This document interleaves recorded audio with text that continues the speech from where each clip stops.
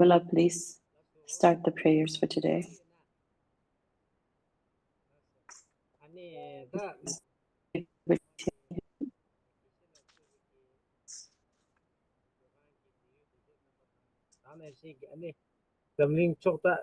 At first, Venerable Geshe-la and all the attendees of the Tibet House and all the listeners worldwide, I would like to offer my Dashitile and greetings. And as informed earlier, usually we have Umajoga class in the evening of Sunday.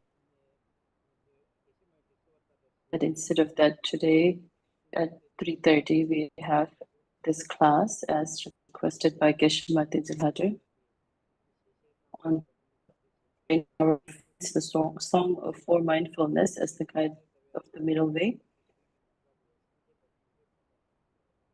So first, in visualization of refuge field in the space in front of you, check the Dalai Lama and all the Buddhas and His Holiness the Dalai Lama.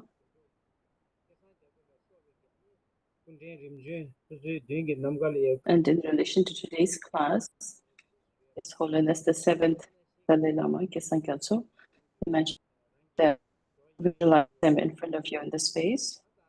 And for the bodhicitta field, visualize around you your parents. And you are accompanied by all dear mother ascendant beings without leaving anyone aside. And when you're chanting these prayers, being collected, and we'll start the prayers right now. Please share the screen for the prayers. Chanju Pardo Dane Kyapsu Che, Dage Chiso Kebe Sonam Ki, I go for refuge until I'm enlightened to the Buddha, the Dharma, and the Sangha. By my accumulations of the practice of giving forth and so forth, may I become a Buddha to benefit all sentient beings. I go for refuge until I'm enlightened to the Buddha, the Dharma, and the Sangha. By my accumulations of the practice of giving and so forth, may I become a Buddha to benefit all sentient beings. Enthused by great compassion, you taught the Immaculate Dharma to dispel all perverted views. To you, the Buddha Gautama, I pay homage. Independent origination, there is no ceasing, no arising, no annihilation, no permanence, no coming, no going, no separateness, and no sameness. I prostrate to the consummate Buddha, the supreme among all teachers, the one who taught this peace, which is freed of elaborations. I prostrate to the mothers of the hearers, the Bodhisattvas and the Buddhas, which through the knowledge of all led hearers seeking pacification to complete peace, which through the knowledge of paths causes those helping migrators to achieve the aims of the world, and through the possession of each subduers expound a variety of teachings. The one who is transformed into the reliable guide, motivated by altruism to benefit sentient beings, the teachers and the one who has eliminated the web of conceptualization and is endowed with the divine bodies of the vast and the profound, who eternally shines forward noble light rays. To you, the Buddha, I make prostrations. Inspired by wisdom and compassion, today in the Buddha's presence, I generate the mind of full awakening for the benefit of all sentient beings.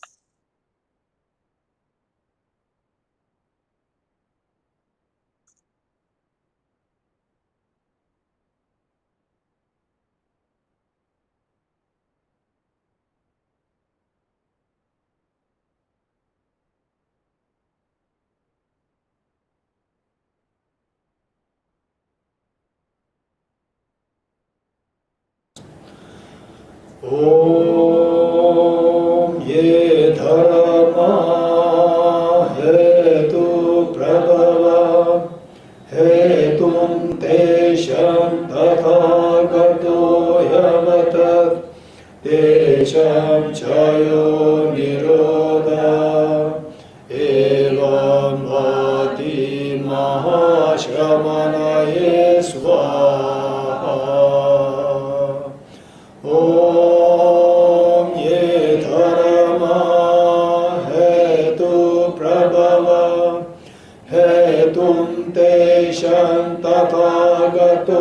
yavat Tesham chayo niroda evam vati mahashramanaye swaha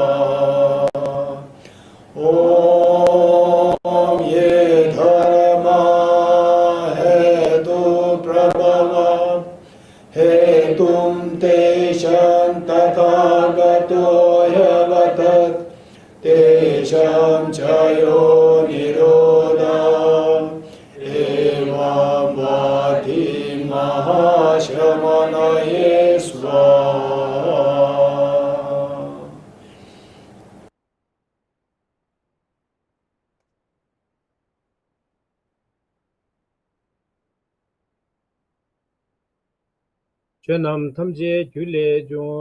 All phenomena arise from causes. The causes are taught by the Tathagata. The cessation of the causes as well is taught by the great seer.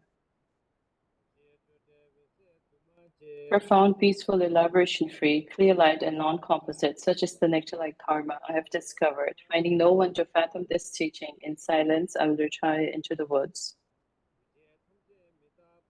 All composite things are impermanent. All contaminated things are of the nature of suffering. All phenomena are of the nature of emptiness and selflessness. Transcending sorrow is peace.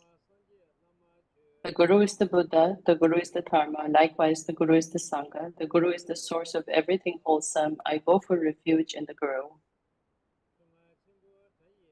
By the sound of the vibrant drum of Dharma, you liberate all beings of miseries. I beseech you to kindly remain and give teachings until the end of expanse of billions of eons. The Buddha does not wash the negativities of beings, nor does he remove the miseries by his hands. His spiritual realizations are not transferred to them. It is by teaching of the truth of suchness that beings are liberated. With folded hands, I beseech the Buddhas of all directions to shine the light of Dharma for all bewildered in misery's gloom. If you are attached to this life, you are not a spiritual practitioner. If you are attached to samsara, you have no renunciation. If you are attached to your own self-interest, you have no bodhicitta. If there's grasping, you do not have the view. Thank you very much.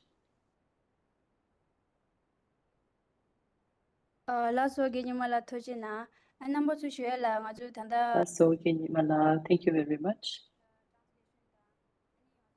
For your information, we have a French translation and also a translation in English and also in Ladakhi language.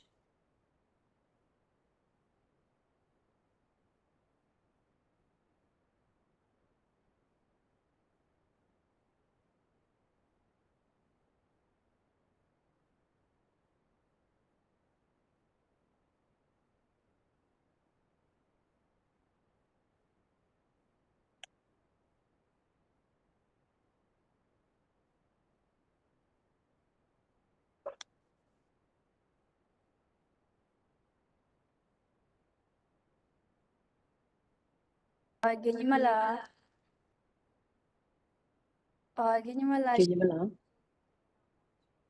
please recite the Heart Sutra prayers. It's on page number 29 on the Blades textbook.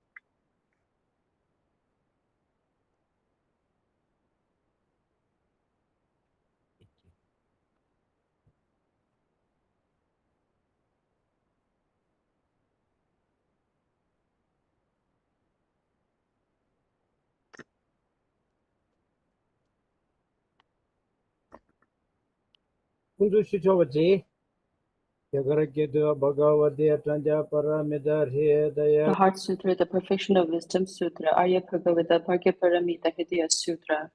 I prostrate to the Arya Triple Gem. Thus did I hear at one time the Buddha was dwelling on Mass of Vultures Mountain in Rajgriha, together with a great community of monks and a great community of bodhisattvas.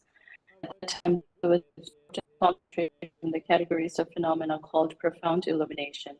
Also at that time, the Bodhisattva Mahasattva Arya Avalokiteshvara looked upon the very practice of the profound illumination of wisdom and beheld those five aggregates also as empty of inherent nature.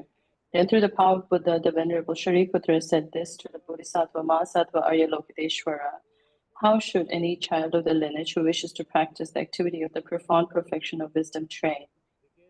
He said that, and the Bodhisattva Mahasattva Aryavalokiteshvara said this to the Venerable Sharidaveputra.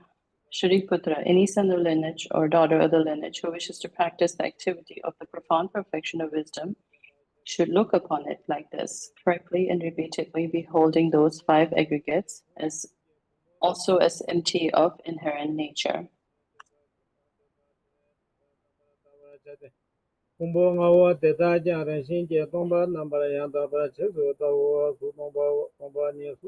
Form is empty, emptiness is form, emptiness is not other than form. Form is also not other than emptiness. In the same way, feeling, discrimination, compositional factors, and consciousness are empty. All phenomena are empty, without characteristic, unproduced, unceased, stainless, not without stain, not deficient, not fulfilled. Shariputra, therefore, in emptiness, there's no form, no feeling, no discrimination, no composition factors, no consciousness, no body, no ear, no nose, no tongue, no body, no mind, no visual form, no sound, no smell, no taste, no object of touch, and no phenomena. There's no I element, and so on up to and including no mind element and no mental consciousness element. There's no ignorance, no extinction of ignorance, and so on up to and including no aging and death, and no extinction of aging and death. Similarly, there's no or station path, there's no exalted wisdom, no attainment, and also no non-attainment. Shariputra, therefore, because there is no attainment, bodhisattvas rely on dwelling the perfection of wisdom, the mind without obscuration, and thus without fear. Having completely passed beyond error, they reach the endpoint of nirvana. All the Buddhas who dwell in three times also manifestly completely awaken to a surpass of perfect enlightenment reliance on the perfection of wisdom. Therefore, the mantra of the perfection of wisdom, the mantra of great knowledge, the unsurpassed mantra, the mantra equal to the unequaled, the mantra that thoroughly pacifies all suffering should be known as truth, since it is not false. The mantra of the perfection of wisdom is declared, the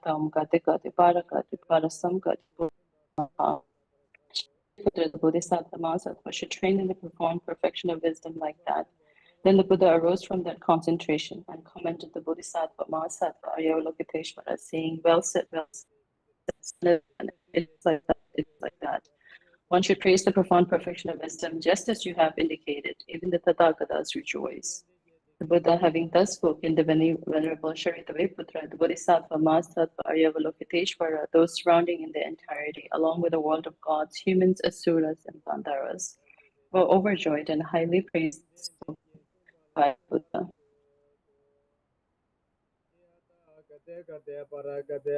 Yatha Om Kate Kate Para Kate Para Sam Kate Bodhi Swaha. By the teachings of the three supreme jewels possessing the power of truth, may inner and outer hindrances be transformed. May they be dispelled. May they be pacified. May all negative forces opposed to dharma be completely pacified. May the host of 80,000 obstacles be pacified. May we be separated from conditions harmful to the dharma. May all enjoyments be in accord with the dharma. May auspiciousness and perfect happiness pervade this place now.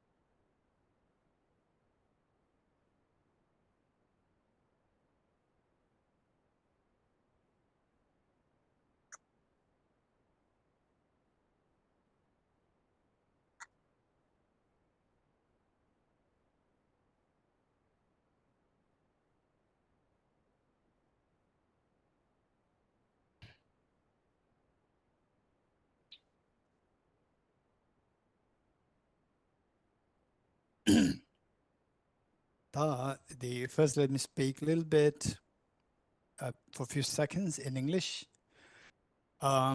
Say already all of you know that this teaching will be done in Tibetan language, and the rest of the people who are interested, the choices are the translations into English, by Ajika Sandwala. Okay. So is there anybody who's listening to in English? I hope Ajika Sandwala is there. Okay. And because you can do later. This also. Okay. So then the Russian, we have Jimbala there. Thank you, Jimbala. No, sorry. For the French, Jimbala is there. Thank you. And for the Russian,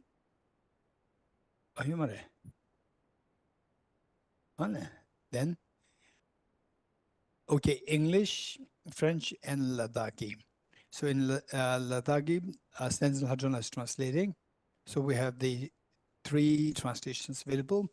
And the otherwise, those people who are, so now it's more very comfortable. You know how to channel, to choose the correct channel in English and French or Ladakhi. And the Tibetan is the main language. Okay, so having said this, now the as always, let us do the. Oh no, I'll speak in Tibetan now.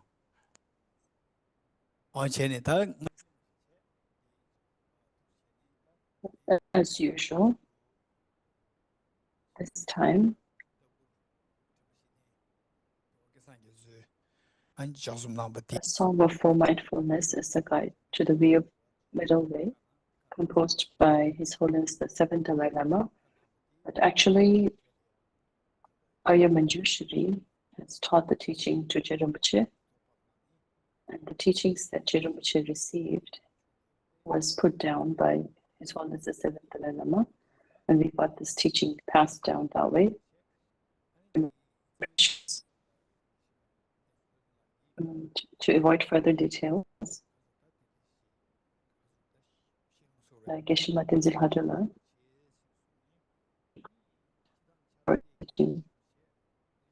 on this text, and this text is really important.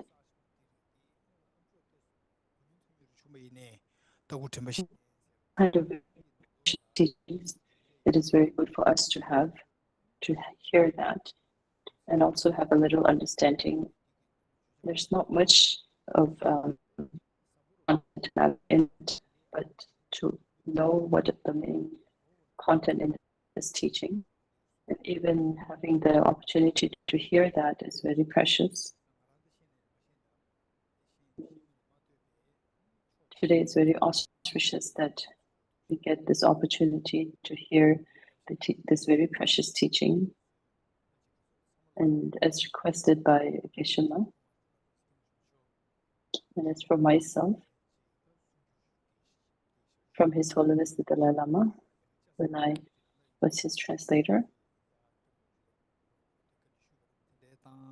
and when the public and other audiences ask questions for His Holiness, and when His Holiness answers to other people's questions, and this text composed by the 7th Dalai Lama, His Holiness the 14th Dalai Lama would repeatedly mention this. So the rest of us all, if we have the opportunity to hear this, would be very precious. In essence, like all the philosophical concepts by Arya Nagarjuna and Arya Chandrakirti, there's nothing more in depth than that. But then there are different ways or different forms that other learned ones have explained it. The blend of Tantra, and we having the opportunity to even hear a little bit of it. But the main foundation is itself that Arya Nagarjuna, Arya Chandrakirti, and Arya Deva, what they have taught us. But to make a special imprint on our mind, therefore, in one way, Geshe-la Hadrila has studied this a lot, and for many years we have known each other, With an earnest heart, she is very kind. To the conditions that we've been through, and she has very strong faith. And she got the opportunity to study all the philosophical concepts and completed her Geshe-la degree. And she had a deep conviction in Buddhism. Because sometimes after learning too much of the philosophical knowledge, your conviction is not strong. But like Geshe-la, her conviction is very strong based on the knowledge that she had learned. And when she requested, then I couldn't refuse it. And then me and like myself, to be able to give this kind of teachings is very auspicious for myself too. And then thinking that this is very precious for all of us, we decided to have this teaching today.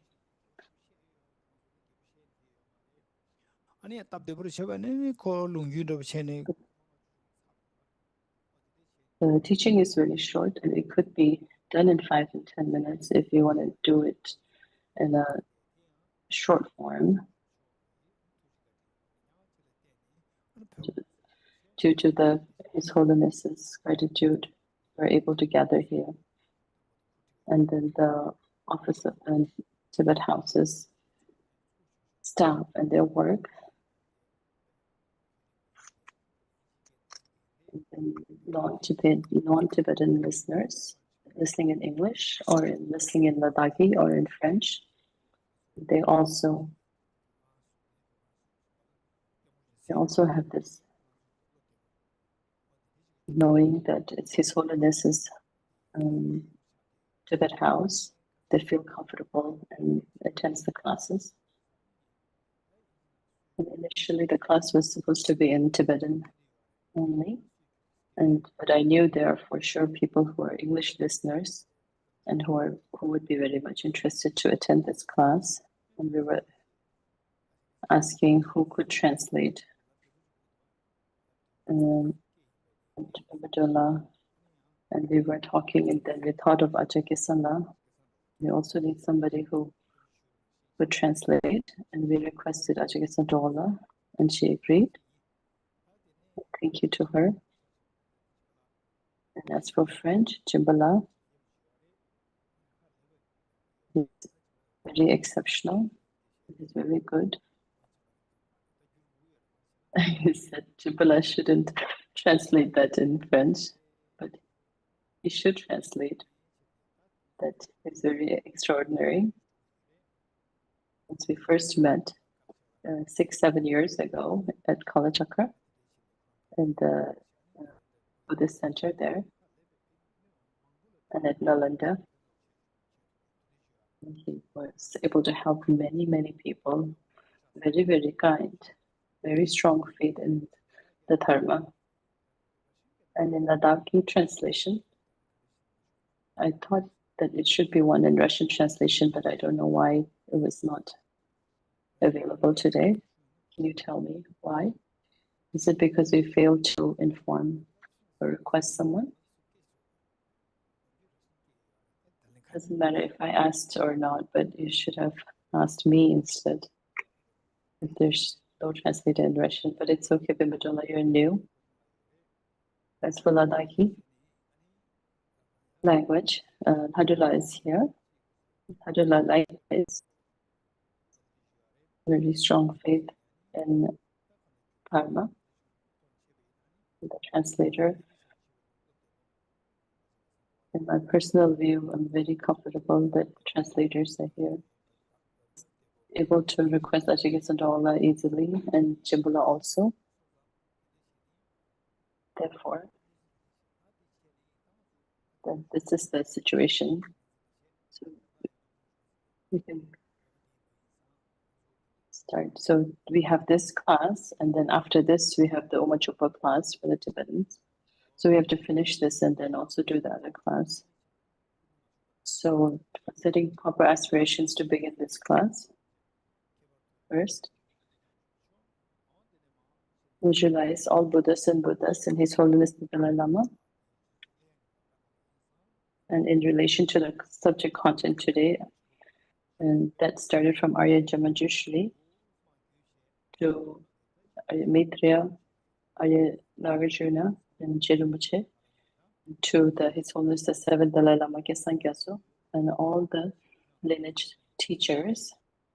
And they're all in front of you and looking upon you with immense kindness. Please visualize that in front of you.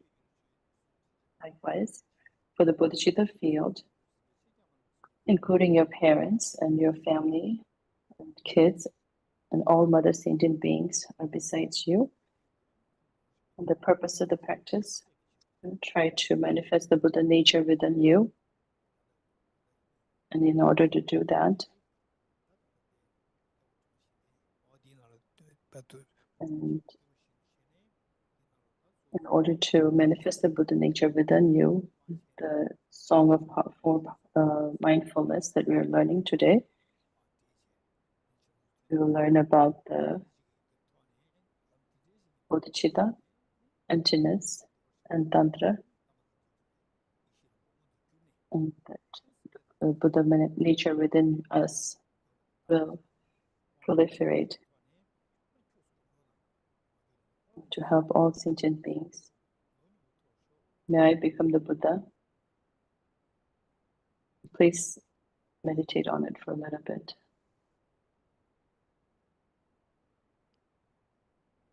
Oh yeah. Not the Hazrat Yini can combat some of the Massa and Ngane Yang, Lensum the Juginda. Not just by meditation from the mind, we'll also say it verbally. To benefit all mother sentient beings, to be free from suffering and to have ultimate happiness, may I become the Buddha swiftly as possible.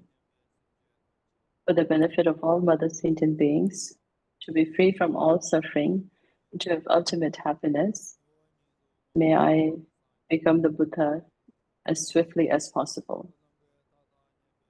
For the benefit of all mother sentient beings, to be free from all suffering and to have ultimate happiness, may I become the Buddha as swiftly as possible. Now the bodhicitta, aspiration bodhicitta prayer.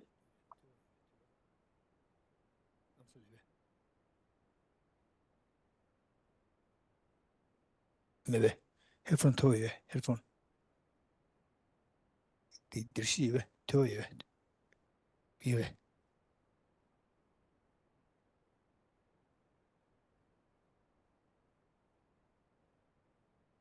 Did you know total signal? Roll. Oh, the Tigorwa. The Tirochita. Link to it. Obama.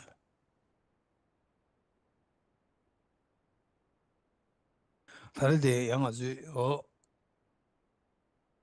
teaching. If anybody has an extra headphone, please give it to the Dr. La. And please give the link to her.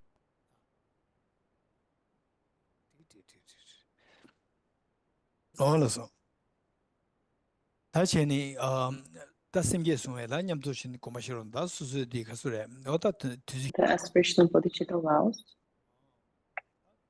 This very auspicious day. Yesterday we had the Chujumelam Chamo. In relation to that, and today, His Holiness the Seventh Dalai Lama Gesang Gyatso's composition that we are able to study this.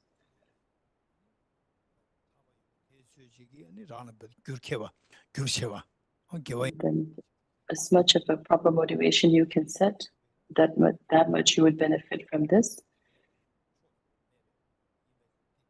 So please think about that. And all mother sentient beings are besides you. I go for refuge to the triple gems. I confess negativities individually. I rejoice in the virtues of all the beings. I hold the precious Buddhahood in my heart. In the Buddha Dharma and the Supreme Assembly, until enlightenment, I take refuge. In order to perfectly accomplish the benefit of myself and others, I generate the mind of enlightenment. Having generated the supreme mind of enlightenment, I will invite all beings as my guest. I will engage in the delightful conduct of enlightenment. May I achieve Buddhahood for the benefit of all beings. I go for refuge to the triple gems. I confess negativities individually. I rejoice in the virtues of all the beings. I hold the precious Buddhahood in my heart. In the Buddha, Dharma, and the Supreme Assembly, until enlightenment, I take refuge. In order to perfectly accomplish the benefit of myself and others, I generate the mind of enlightenment. Having generated the supreme mind of enlightenment, I will invite all beings as my guests. I will engage in the delightful conduct of enlightenment. May I achieve Buddhahood for the benefit of all beings. I go for refuge to the triple gems. I confess negativities individually. I rejoice in the virtues of all the beings. I hold the precious Buddhahood in my heart. In the Buddha, Dharma, and the Supreme Assembly, until enlightenment, I take refuge. In order to perfectly accomplish the benefit of myself and others, I generate the mind of enlightenment. Having generated the supreme mind of enlightenment, I will invite all beings as my guest. I will engage in the delightful conduct of enlightenment. May I achieve Buddhahood for the benefit of all beings. Gurus, Buddhas, and Bodhisattvas, please pay heed to me, just as the previous Buddhas have generated the mind of Bodhicitta, just as they taught in the Bodhisattva practices. Likewise, for the benefit of all sentient beings, I will generate the mind of Bodhicitta, and likewise shall I too successively train in the Bodhisattva practices. Gurus, Buddhas, Bodhisattvas, please pay heed to me, just as the previous Buddhas have generated the mind of Bodhicitta, and just as they have successfully dwelt in the Bodhisattva practices. Likewise, for the benefit of all sentient beings, I will generate the mind of Bodhicitta, and likewise shall I too successively train in the Bodhisattva practices. Gurus, Buddhas, and Bodhisattvas, please pay heed to me, just as the previous Buddhas have generated the mind of Bodhicitta, and just as they successfully dwelt in the Bodhisattva practices. Likewise, for the benefit of all sentient beings, I will generate the mind of Bodhicitta, and likewise shall I too successively train in the Bodhisattva practices.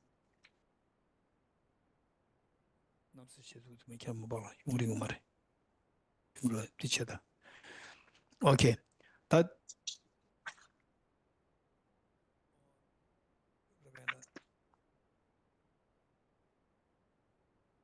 oh yeah. That's it.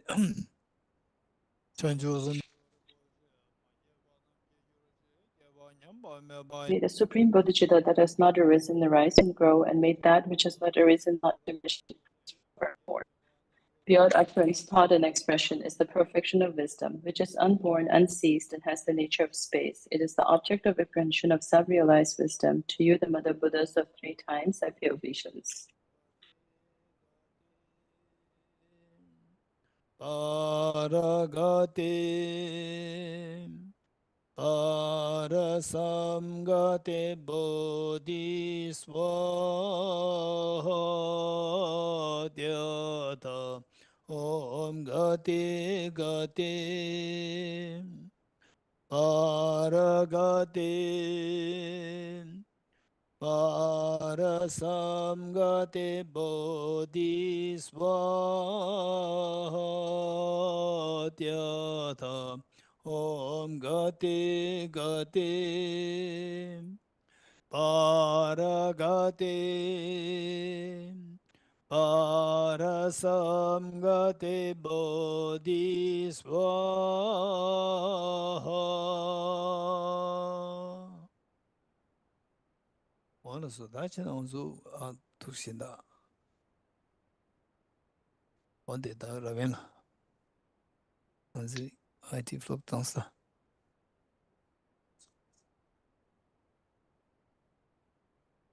오래 노래 디박지.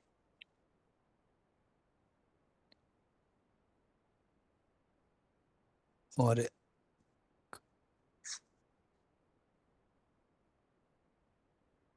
Can you hear me? Can you hear? 아직께서는 로직 손으로나. 아직께서는 로직. No, can you hear me? Can you hear me? Can you hear me? So first we'll do 5 minutes of shamatha meditation.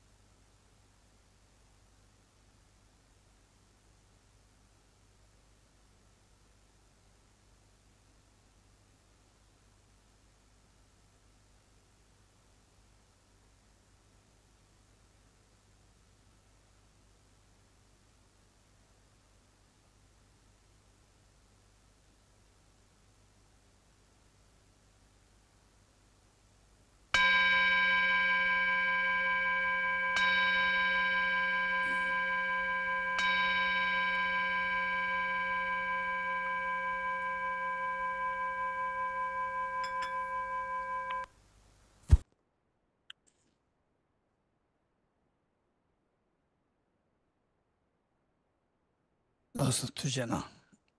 That So thank you.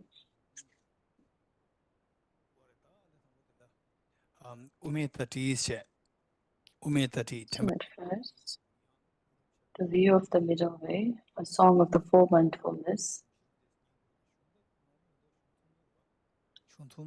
So first we need to establish the foundations of the subject. The foundation is very comprehensive. The view of the middle way, and it's comprehensive because we want happiness and we don't want suffering. Therefore, so what is the happiness that we want?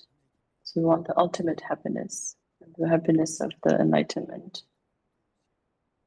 And the miseries that we don't want is the miseries of the samsara and the 6 realms miseries of the samsara due to the cognitive obscurations and afflictive obscurations. The faults of the samsara, or the subtle stains. We want to be free from that. To be free from that, do we have the resources? In reality, the basis path and the result. In reality, do we have the causes and conditions? And then Buddha has said some things in the 200 years before Charles Darwin has said certain things. And according to Charles Darwin, there is no ultimate freeing from the suffering and to have to keep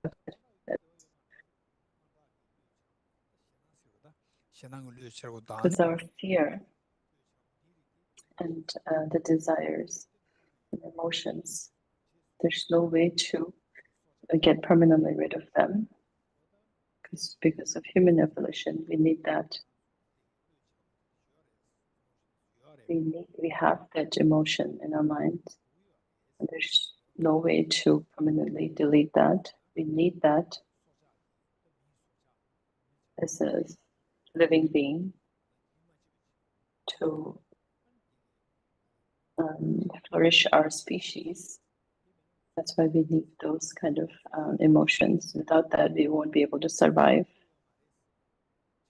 But Buddha Shakyamuni has said that there's no need for all those attachment and fear and hatred. We don't need that because we have the Buddha nature and everybody has that. And it's not just the Buddhists have that and the others don't. And as long as you're a living being who wishes for ultimate happiness, we have that Buddha nature. And Buddha Shakyamuni informed us that he didn't know. He informed it to us. It's not that he did not invent it. He discovered it and informed it. Even before Buddha came to this earth, all living beings, sentient beings have the Buddha nature. That Charles Darwin didn't know that there is a Buddha nature. He didn't know about that. Buddha Shakyamuni has said that.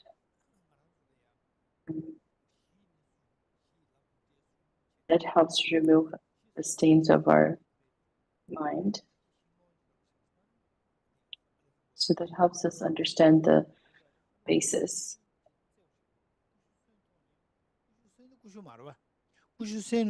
Like the apple tree, the seed of the apple tree is not the tree.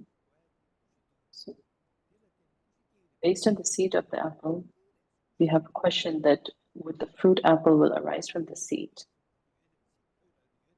So in reality, in our hand, we have the seeds, we don't have the apple. But based on the seeds, in the future, would we have the fruit apple? So these are the basis and the fruits for the result. So what is the means to go from the seed to the fruit apple? So for the means is to put the seed on the ground and to get all the causes and conditions like the sun and water and soil. Those are optimal for the seed for its growth. Then we would have the fruit. And based on those, the current seed that we have would be able to grow into an apple tree, and then would have 100,000 fruits on it. So in order to change the basis to the result or the fruits, you need to go on the path. And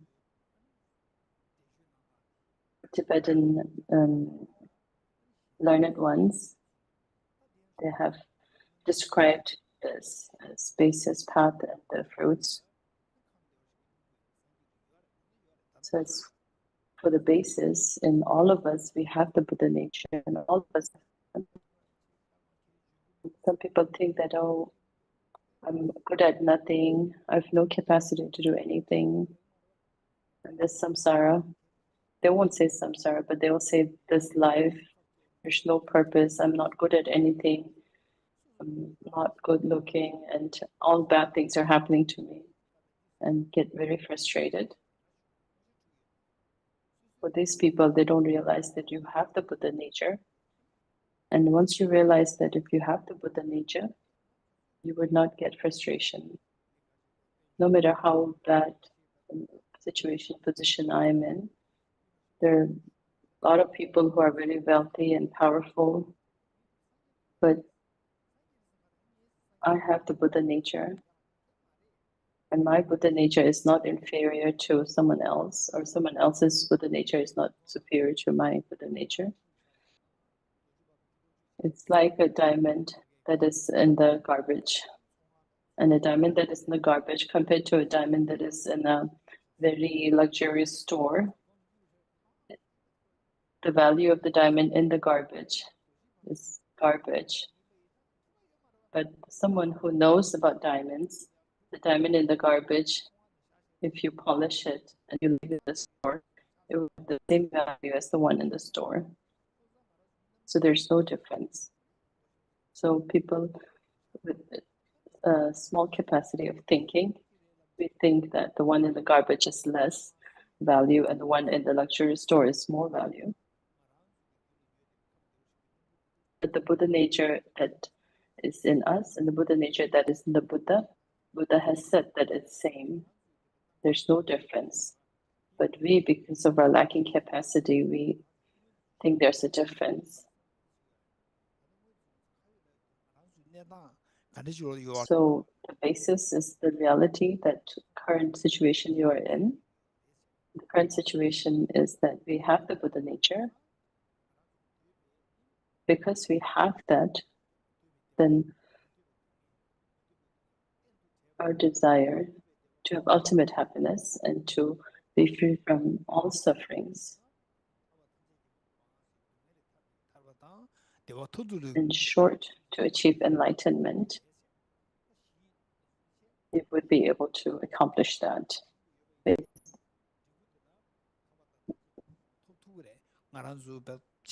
Because we have the resources for the basis and we have all the required causes to attain the fruit of enlightenment.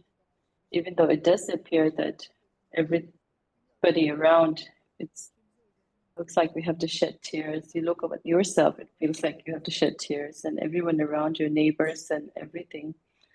There's nothing that is really satisfying or that has ultimate happiness, and that's samsara.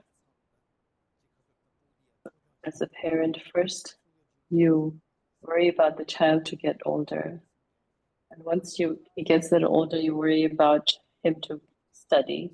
And once he studies, then you want to have him a good job, and once then he has a good job, then he has to settle with a partner. But the best 20 years of your life, you're going to waste your life rearing the kids and worrying about them. And even after the kids are 20 years old, they're still relying on the parent. Even when they're at 40, they still rely on the parent and make the parents worry. As a parent, your whole life is wasted in rearing a child. And as a parent, it's not just your child, but in your next life, you have to prepare. Have to prepare for your next life also, but you don't have time for that. I'm not saying that everyone should become ordained monks or nuns, but in your life, you should advise your kids to take the kids on the correct path, and also that you go on the correct path for this life and next life. And like here, I'm saying it to everyone, but I can't just say it to other people. I have to make sure that I'm doing what I need to do to go on the correct path.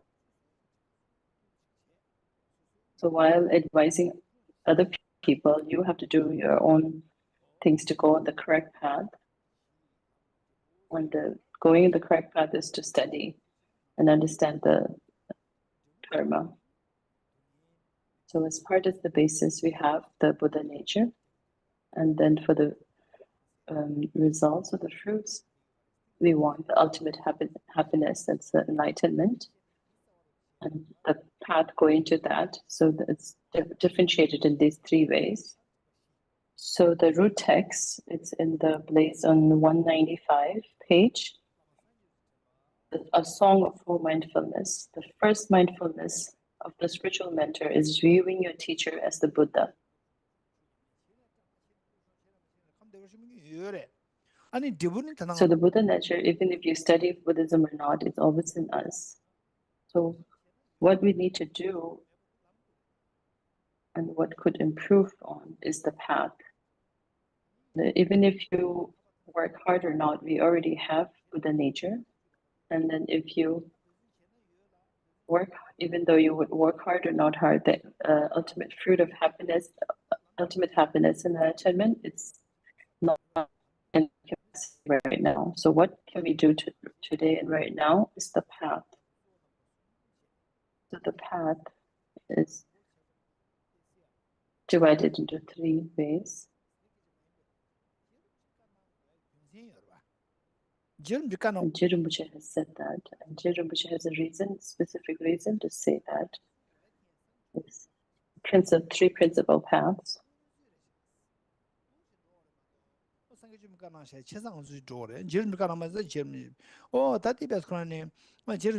We don't follow just because Jirumbuche has said so or Buddha has said so, and if Lobu Rinpoche has not said so, or who has been not based on who has said it.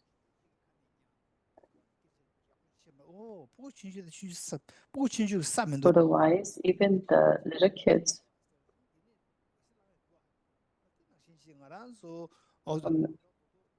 even from the little kids, they can learn.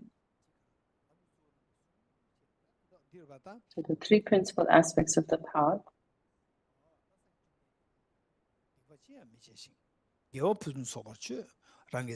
Commit no sins. Accumulate as much merits as possible.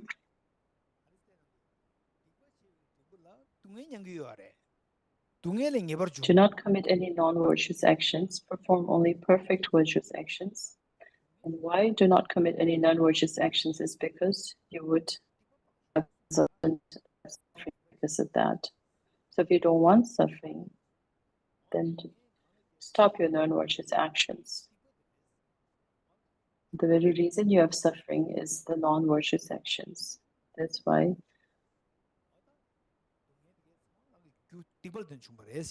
all phenomena arises from causes.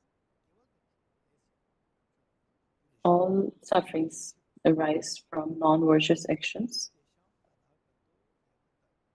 and all happiness arises from virtuous actions.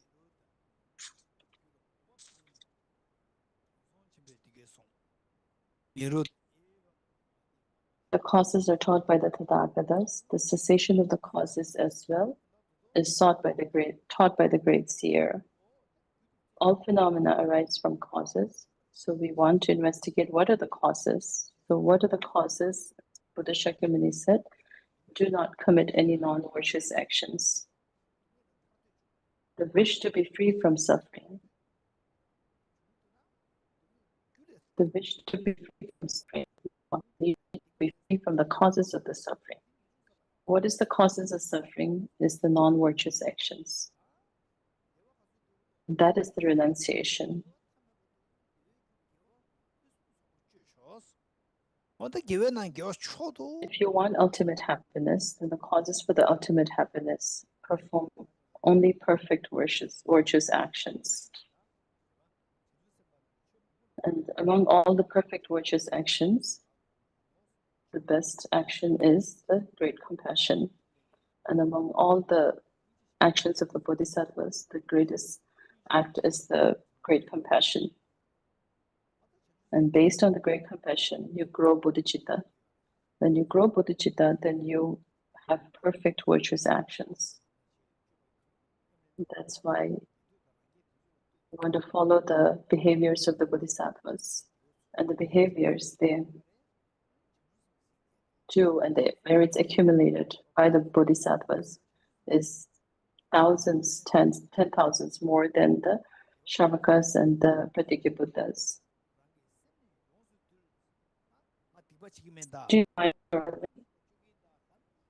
Understanding that you're not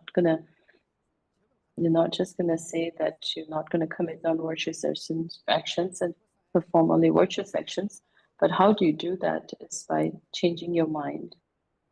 And the very main reason to accumulate sins is because of your mind. And that mind is your self-cherishing mind. And the self-cherishing mind, if you investigate further, is because it's from your cognitive obscurations. And that is from your subtle self-grasping ignorance. That is the main reason. Because of that, you have self-cherishing views that's blocking you to attain Buddhahood. So your mind is under the influence of self-grasping ignorance, and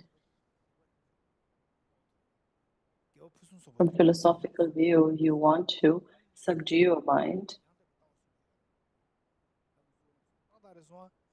Subdue your mind from happiness.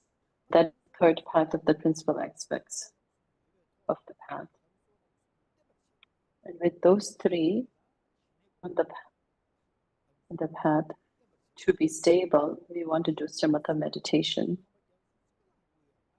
For example, like the wall that you need built for the house. To build a wall for the house in one day, if you put up a 10 feet wall, it will not be stable and it will fall down. So in one day, you would want to 2-3 feet of a wall and then let it rest. And then you want to pile up 2-3 more feet. And then by slowly, it would go up to 10-15 feet. Then it would be stable. Likewise, for the three principal aspects of the path to be stable, you need the shamatha meditation and concentration. That's why concentration is really important. So the three principal paths of aspects with the support of the concentration. So where do I go for the practice of these three things? So in my life, after I graduated high school, in my 11th grade, for 4 years, I wished to be a physicist. That's what my wish was when I was in high school. I really loved the physics subject and the math subject and the Tibetan language. And Tibetan because it's my mother tongue. And I used to very much enjoy learning about physics and math. Then after that, I went to the Buddhist Dialect Institute. And when I was studying that, I was studying, but I didn't have strong feelings of appreciation or admiration for what I was studying. But after I went to Jerusalem, I was just studying. And then after seeing society with a lot of people from many different backgrounds of experiences and understanding, then I got more faith in the Buddha Shakyamuni's teachings. There are many leaders of the world. We don't get to meet all of them, but we do get to hear and understand what behaviors are. What Trump is doing, what Putin is doing, what Xi Jinping is doing, and when hearing and seeing them, I realized that His Holiness is very extraordinary. Based on many situations like that, in such Buddha Dharma, to be able to hear that, you need to have very strong merit. And even people who has not been exposed to Buddha Dharma, there are many people who are very, very intelligent and more intellectuals, but they do not get exposed to the Buddha Dharma. And those people who are very intellectuals, if they get exposed to the Buddha Dharma, they would learn it so fast. So in order to be exposed to the Buddha Dharma, you need to have enormous amount of merit, and you need a teacher who shows you the path. And it is really important that while His Holiness is here, living, and then the younger people in 20s, 30s, and 40s and 50s are very meritorious. The ones in the 40s and 50s, when they're very meritorious, because when His Holiness was young and his teachings were shining like the sun, these people in 40s and 50s got the chances to listen all the teachings of His Holiness the Dalai Lama. So such Buddha Dharma, at this time, if a 40, 50-year-old physicist comes and get exposed to the Buddha Dharma, they get very surprised and intrigued that this subject matter is very exceptional and they haven't heard about this until now. So they get exposed to the Buddha Dharma teaching at a very late age in their life, but not just getting exposed to the teaching, but also after that, then having a teacher who's showing you the path. So right now, His Holiness is alive. So the first mindfulness is remembering or viewing your teacher as the Buddha. So Guru devotion, or the root Guru, is less problem in Tibetans. But with the modern education and with the foreign cultures and Indian intellectuals, when they meet the Buddha Dharma, they feel so much happiness, joy, and rejoicement. And then they follow people who tells them to find a root Guru. And that His Holiness are very clearly explained by His Holiness the Dalai Lama.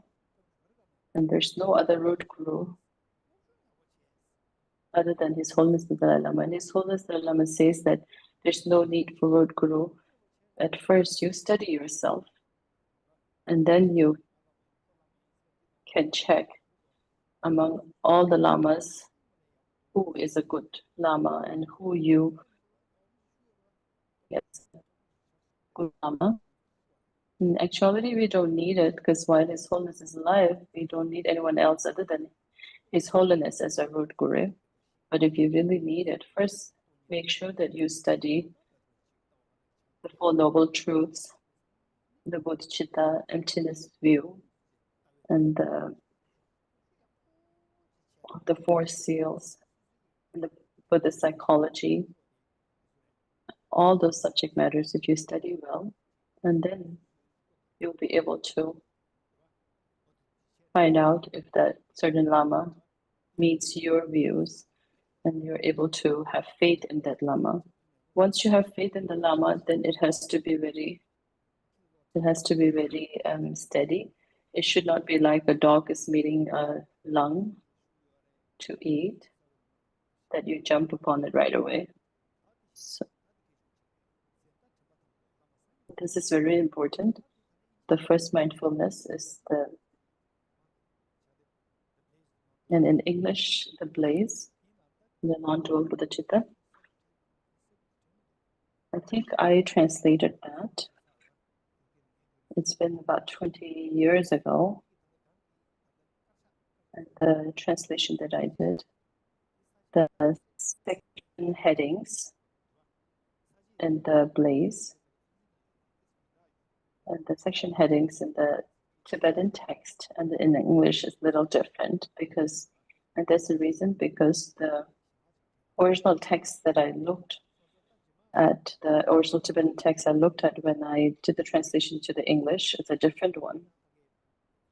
But when we brought out the Tibetan blaze copy, then the text that was in the Tibetan book is a little different in the section headings, but the compositions and the lines inside are exactly the same, but the section headings are a little different. So the first mindfulness, viewing your teacher as the Buddha. His Holiness the seventh Gyalkesangyatsu's composition. He is very extraordinary in meditation and then reading the text, scriptural text. Even though he is the king of Tibet, he has to take the responsibility of the politics. But his practice is much more than a monk to learn and practice the scriptures and meditating, learning, reflecting, and meditating. He did it as same as a simple Buddhist monk, regular monk.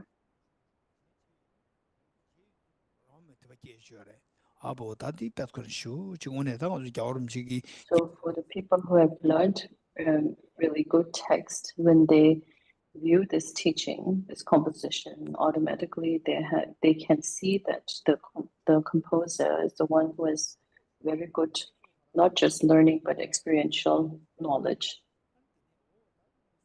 So to know that this kind of very precious teachings is available, this is the reason why we're doing this session. Really auspicious opportunity. And that's why I'm telling you that. On the unwavering cushion of the union of method and wisdom. So you visualize His Holiness the Dalai Lama sitting on a throne.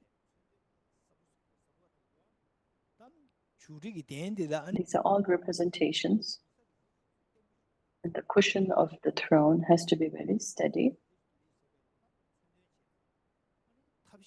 It's a representation. The cushion of the union of method and wisdom. So in Sutra level, the method of bodhicitta, of the 6 paramitas,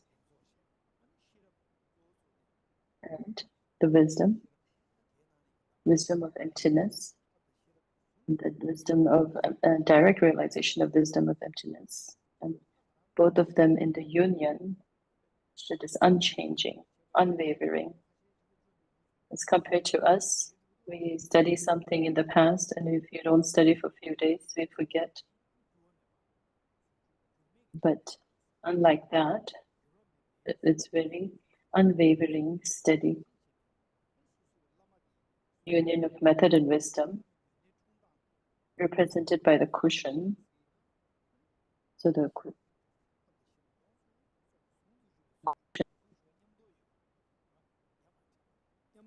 is the union of the method and the wisdom, which is very unchanging. And on top of that sits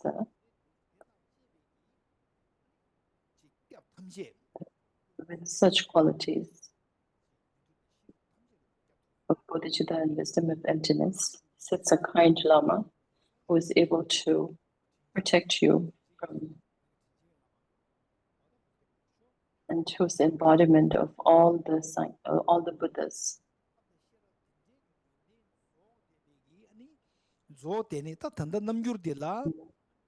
With the qualities of bodhicitta and wisdom of emptiness, and the union of such, that kind of Lama is sitting. And that kind of kind Lama, what kind of quality does he have? It's not like someone who's older age. Instead, this kind of Lama is a combination of realizations, cessation of all the negativities.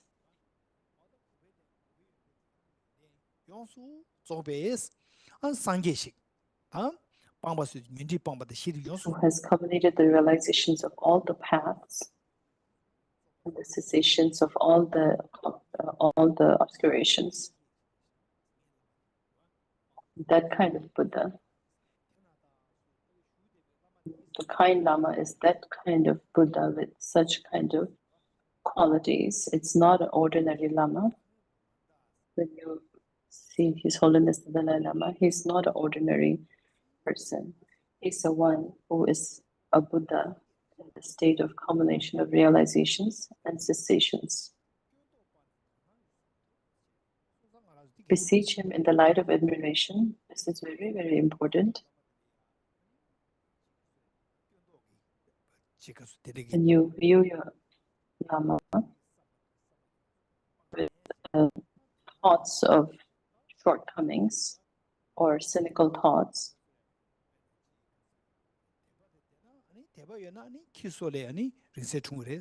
when you have faith, then there's a saying that even from the tooth of a dog, you would see the relics of Buddha, just like that. You have to cast away your cynical or critical thoughts of your Lama.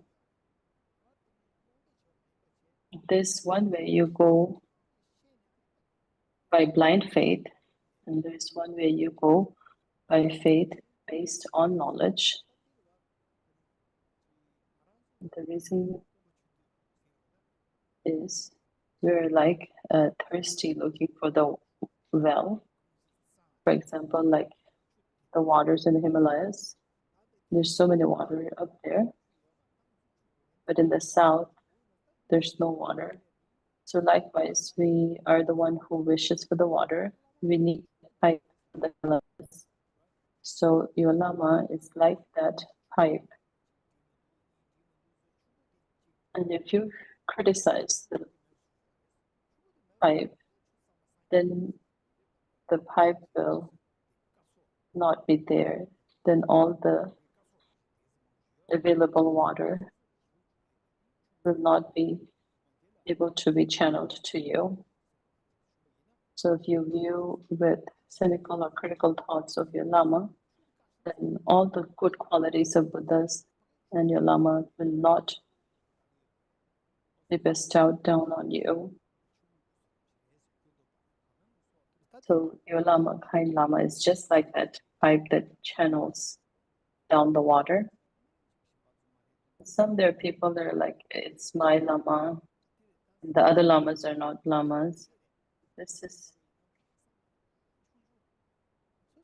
is very small capacity thought.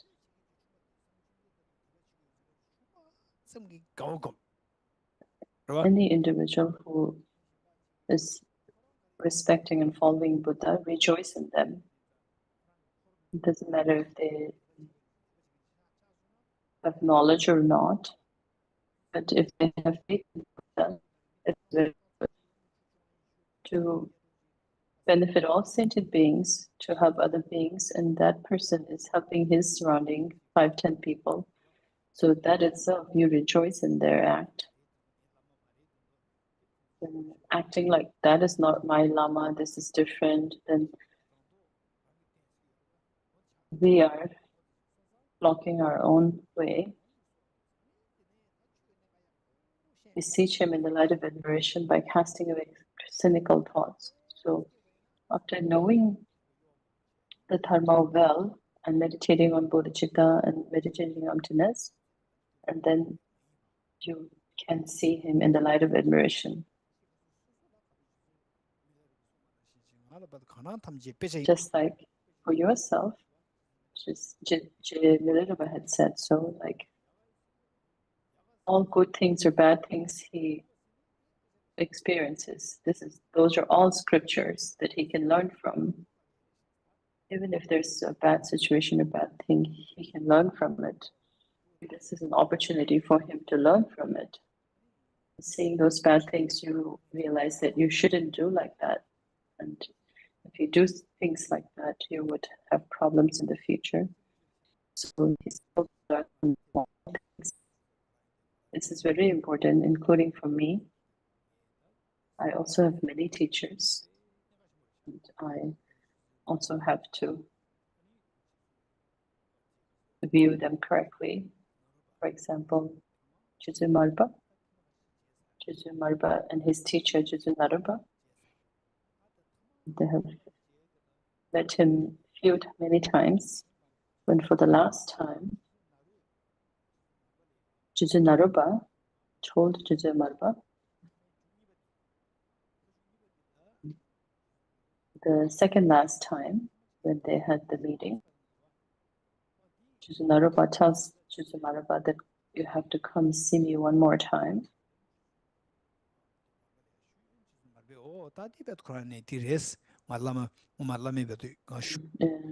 Juzu Marpa had a view of Lama Narupa and told his Lama Marpa, and Juzu Marpa went to Juzu Marpa went to see his Lama Narupa in India, but at that time Lama Narupa was not living in the human realm. They were living in the gods and demons and in other realms, and they were all performing rituals for him, and normal lay people cannot view him. But Juzu Marpa still went to look for his Lama, and he went to Lama and met Lama Pendava. Lama Pendava was also a student of Juzu Narupa, and he's a teacher of Juzu Marpa also. Juzu Pendava is in Nepal, and he's a teacher of Lama Marpa. And Lama Marpa had an audience with him, and he asked him, and Lama Marpa said that I'm going to have a meeting audience with Lama Narupa. And Lama Pendava said that Juzu Narupa is not available in the human realm, so we don't know where we have to find him. And it would be hard to get an audience. Juzu Marpa relates to Lama Pendava that my Lama Narupa had once told me that I have to come see him. So Lama Pendava says, okay, then if you have a word from your Lama Narupa that you have to come see him, then you're very, very special and you should go. And he went to India and he went to Nalanda, and everybody who he met used to say that the Lama Narupa is non-existent in the human realm, and he's in non-human realms. And Lama Narupa kept that in his mind, that his teacher had called upon him, and he went around and he looked and looked and looked, and he couldn't find his Lama, and he was very hungry.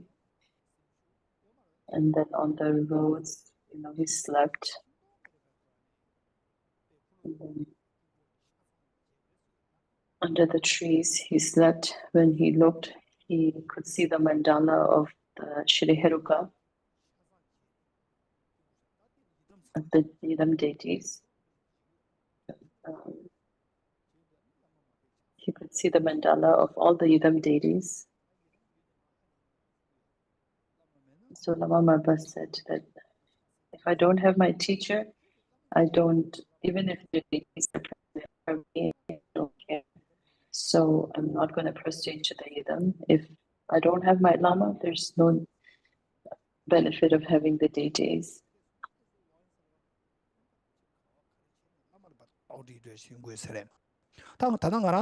So when your realizations become very high, then your view of the Lama becomes very special. So for ordinary beings, when we get attached to our Lamas and then to the different sects of Buddhism, of Sakyaka, Nyingma, and Mahayana and Theravada, then we don't have the real out of the philosophical views of Buddhism, but instead we have all the problems that follows that once there's the I, there's always the other, and due to that all the problems arise. So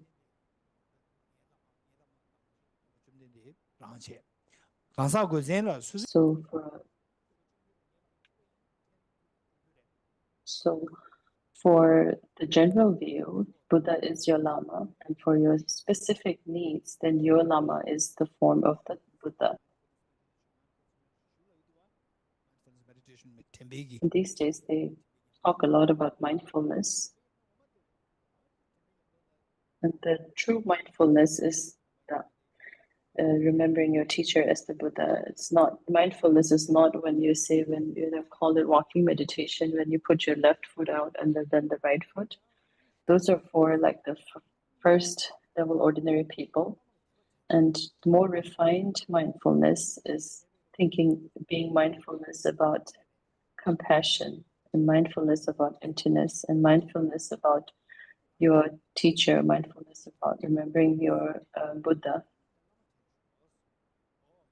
So that's why they say, don't let your mind go astray, but place it within admiration and reverence. So think of your Lama all the time with admiration and reverence. So without losing your mindfulness, hold your mind within the admiration and reverence for your Lama. And at best, your Lama and your deity and your mind in one form. Not just if we jump at everything like a dog jumps at the lung, and then afterwards, what Lama does if there are problems and you're not satisfied with them, then it's always best to just view His Holiness Dalai Lama as your root guru. Because it is possible that the Lamas can have faults and their problems arise. And Rinpoche has said that. Rinpoche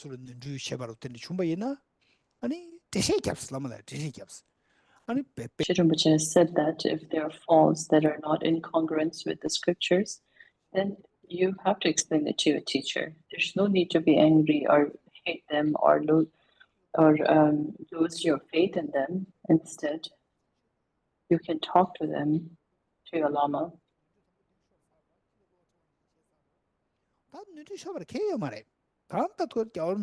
So your first mistake is jumping at viewing someone as Lama without investigation. But once it is done, then you can also talk to them and then leave it at equanimity and do not lose your faith. And as part of the Givijune mentions that see your Lama as your scripture. See the scripture as your Lama. to his student Lolo Nisharab. And Dundee came to a very older age.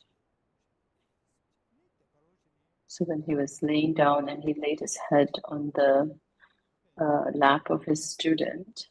And the student came down and seeing him very old, and the student started tearing, and the tears fell down on the face of Tumdegevijune. And Tumdegevijune woke up and he asked, "Why are you crying?" So the student said, "When I was looking at you, my dear Lama, you look very old. So if you are not there, what would I be able to do? And I'm very worried about that." And Tumdegevijune says that, "Don't worry about that. See your Lama in the scriptures. This is very stable."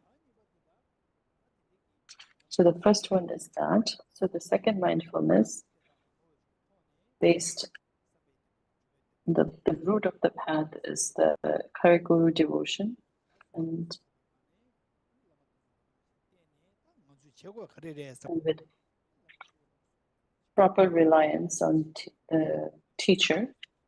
So then you follow the three principal types of aspect. So the second mindfulness is viewing all sentient beings as your parent. And in this, both renunciation and that is included in this mindfulness. So once you seek the Guru, you have to study from that. And there's some who just keep on counting the lamas and they don't study. They say there are so many root gurus and that many and don't study. And if you ask them what do they study, they say I'm studying kindness, but they have not studied emptiness. And they keep on taking the account of the different lamas other people are seeking also. So after seeking the Guru in the correct way, what you do is follow the three principal paths. In unending samsara, the prison of suffering, wander sentient beings of the six realms, bereft of happiness. So in this, we're thinking about impermanence, thinking about the opportunity of leisure and this very precious life. rangi tendu gomba ina ani degi ngishu samba kewal chochi yore to nam shi di rangi tendu gomba indu rangdan zhan indu sambalo ta nye tensho di tenche bare duwa. So when you think of impermanence of this life and how precious this life is, and thinking about that and applying to your own life, then it becomes renunciation. And if you change the direction and face it toward other sentient beings, it becomes bodhicitta.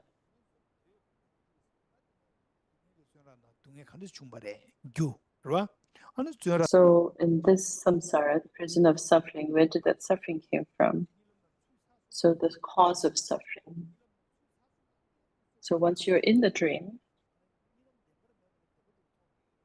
then you're in the dream of something that is not true, you as true in the dream.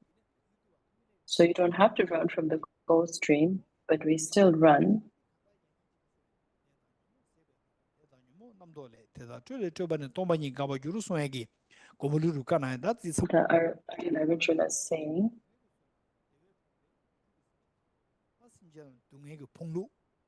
in unending samsara, the prison of suffering, wander sentient beings of the six realms, bereft of happiness. So how they're caught in the prison of suffering and how they're bereft of happiness. And those are the beings of six realms, and they are the very precious mother sentient beings. So when you want to free them from the suffering and give them ultimate happiness, then you need to have bodhicitta, and that can be done with the two methods of bodhicitta. The two methods of bodhicitta of sevenfold cause and effect and equalization of the self and others method. And there are many who can count it, but just being able to count it doesn't help. You have to daily take time to meditate on it.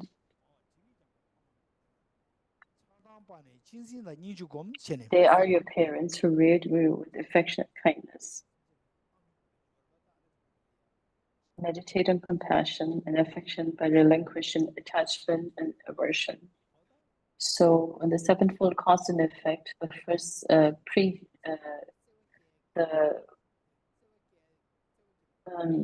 equanimity is a step that comes before the actual bodhicitta meditation.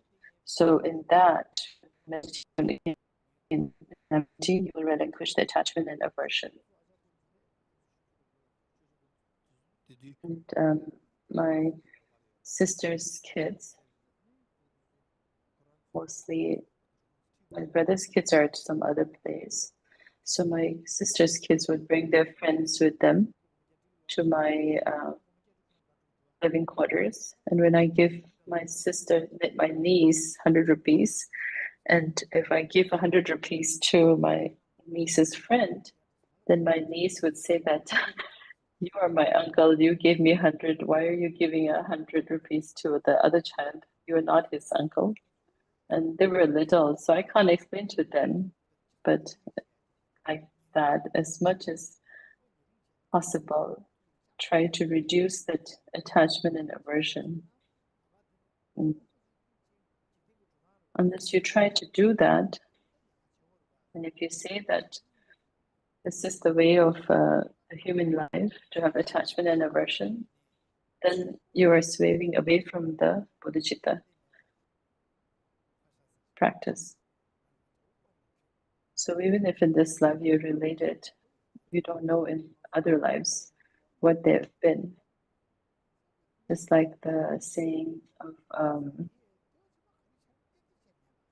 a lady who was holding a baby and they were eating a fish that was your previous life's father, and then kicking a dog was your previous life's mother, and the baby who is your enemy from your previous life. We'll never know in this life who other beings are. So trying to get very attached to your near ones. It is your near ones, but you have to be nice to them, but you should not treat them better than other ones. When they're together, treat them equally, but when they're with you personally, then you can be nice to your kids or your family, but when they are with others, then you have to treat them equally.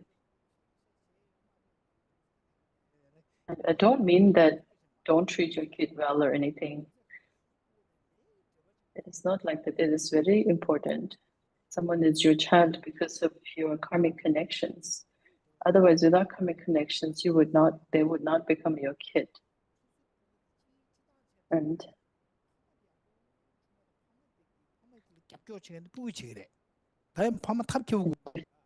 good, and then the child will support you. For example, this precious Buddha Dharma that is passed down in our hand, if you look back, it's all because solely of His Holiness the Dalai Lama. There are so many in the world, the countries who do not have their own country. And there are even countries who have their independence, but they're not able to take care of their citizens. And even though we are refugees, we are able to preserve our language and the Buddha Dharma. And this is all solely because of His Holiness's views. So that's why, in essence,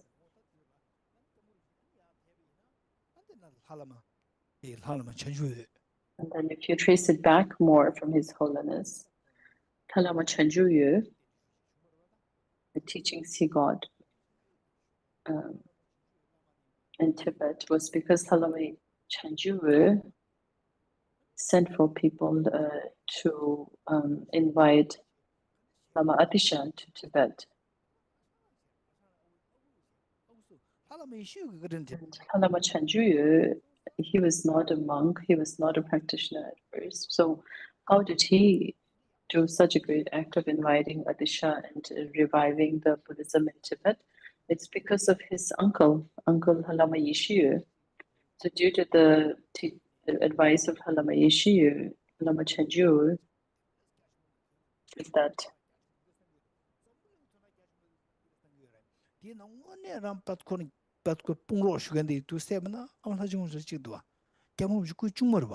so for His Holiness the Dalai Lama also, his family supporting him.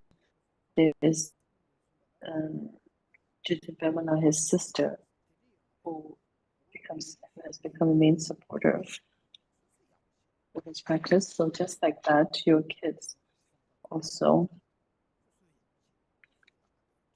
will become a supporting figure. There are some parents who do really good, and then because of that, the kids also become good. They are your parents who reared you with affection and kindness. So, equalization of self and others. And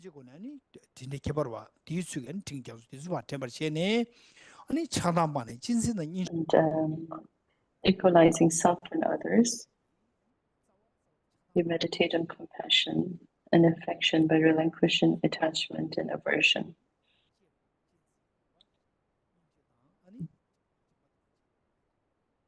Then you learn cherishing for all instead of the self-cherishing view, other cherishing view, and great compassion.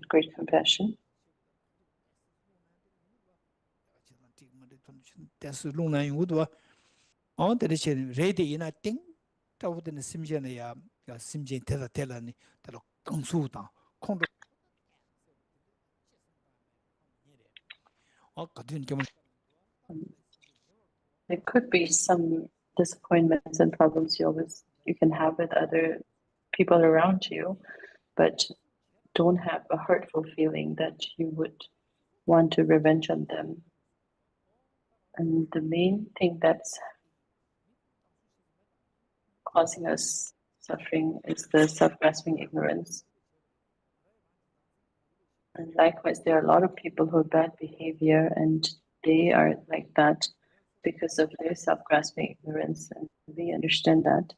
And then you can have sympathy for them, and then you'll grow your compassion for them. Don't let your mind astray, but place it within compassion. And after meditating on the equalization of self and others method, and getting to the last step, then after the analytical meditation of the steps, after that, you stabilize your mind on the bodhicitta. So this samloji anti kan nyam baraji sha. De dan shi ani ta shin nyamje. A ta shin nyam baran ji gyo ko den ma sa shin ju wonde ko ba. Anti kan shi. Equalizing self and others and reflecting the demerits of cherishing oneself, reflecting the merits of cherishing others, taking sufferings of others with great compassion, and giving your happiness to others with wishing them love, actual exchange of self with others, special recollection of kindness of others, altruism. And then when you get to the bodhicitta step, then place your mind on that bodhicitta.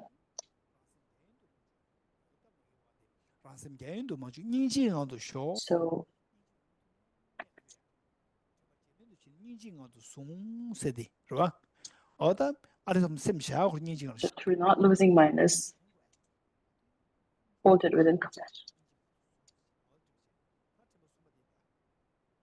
The third mindfulness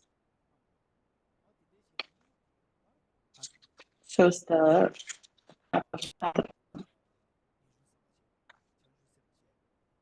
So now the renunciation and after bodhicitta,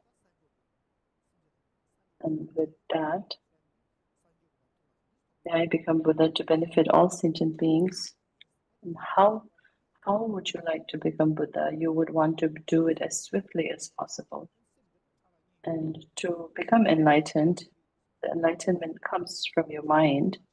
So the gross training is the way of sutra, and the subtle way of mind training is the tantra. So when you do the mind training the subtle way, it is very fast. So when you do the training of the subtle mind, you need to have really good intellectual intelligence. And then you need to have unwavering faith in your teacher. And if you don't have that, then it's better not to practice the tantra.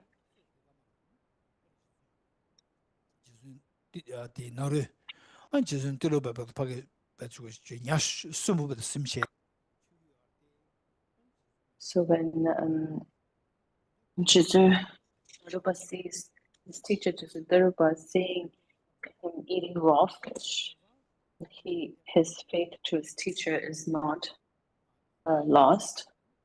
But we are ordinary people and we would see it falls right away. So you say subtle mind, and when you hear that, you can become Buddha in one life, then you have to understand that it's like a rocket.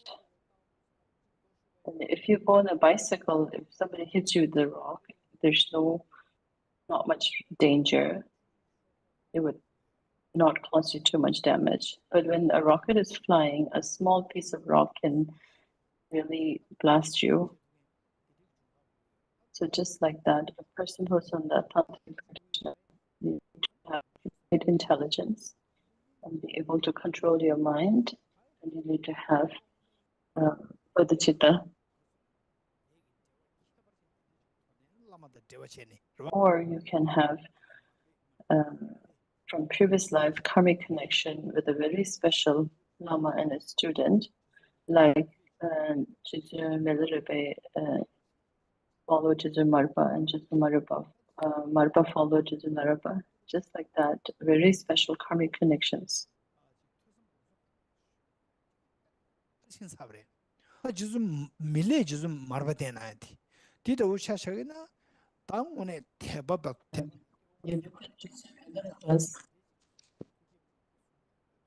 Faith in his teacher for Marpa. That is because of many his lives, special conditions. That's why he was able to attain enlightenment. But we are not that. We complain on very small things. For us, it's important to do the gross mind training.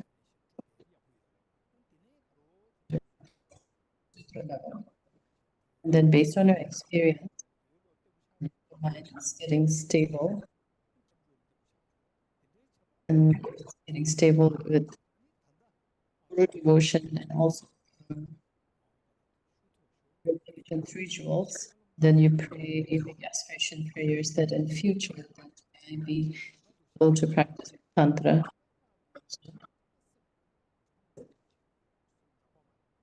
So practical Tantra, you have to train your subtle mind.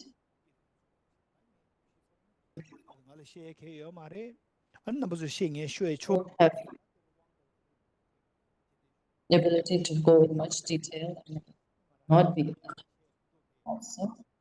And I don't have the capacity to teach that too. And you also, even if I have the capacity, I would not be allowed to give the teaching that because it has to be secret. That's why they call it secret practice. So, example, go to a shop first.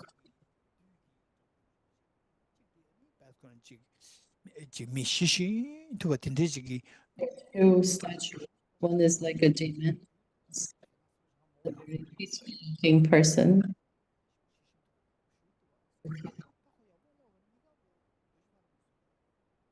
이걸 도저히 쓰기래. So if that one statue is very bad looking and the other one is really good, but when you investigate it closer, made out of diamond. So there's a difference, like cross, when you see it, that you see the difference. Something is good and something is. But with a subtle mind, you see the inside, the different patterns. So likewise, our body, one day if you don't take sharp smelling, and even after 2, 3, 4 days, the smell of sweat is mixed together, so it's not enticing at all. Through the gross mind. But if you look through the subtle mind, all things, all existing things, are all things are creations of Buddha, creations or emanations of Buddha. The training of the subtle mind, just like the manners, wherever he views, everything is scripture, everything that he hears is us, and everything he says is. So when you come to higher realization, and we're talking about subtle mind, so gross mind, see clean, dirty, and those things, but with the subtle mind, and you can see them. So we see our gross body, but with the subtle mind, we see our body. We cannot see our body as the dirty and individual.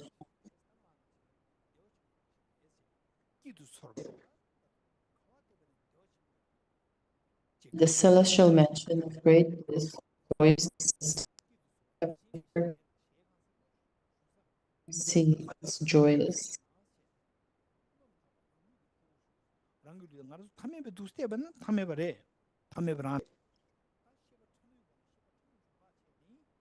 The celestial mansion of great bliss, joyous to sustain.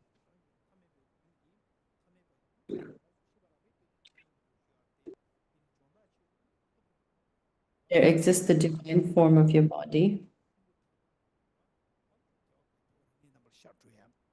아니 감타봐. 본부터 감타봐. 또 하다 하고 있나 봐. Your body is the so it's not the ordinary, but it's the form of the deity, which is pure state of aggregates. It's a deity, the nature union of the divine bodies. So you can visualize whichever deity, Vajradhara, near the deities. So for us, our body, mind, speech,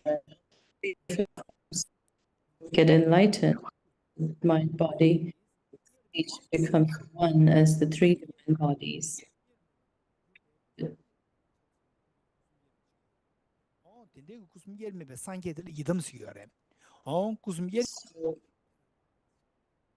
that kind of union of the three divine bodies are the speech, mind, and act, body in ordinary beings. But in the divine bodies, the union of that.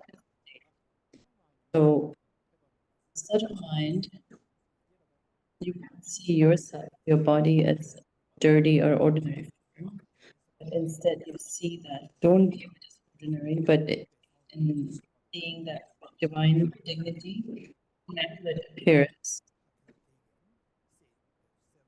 in mind, pride, and immaculate appearance.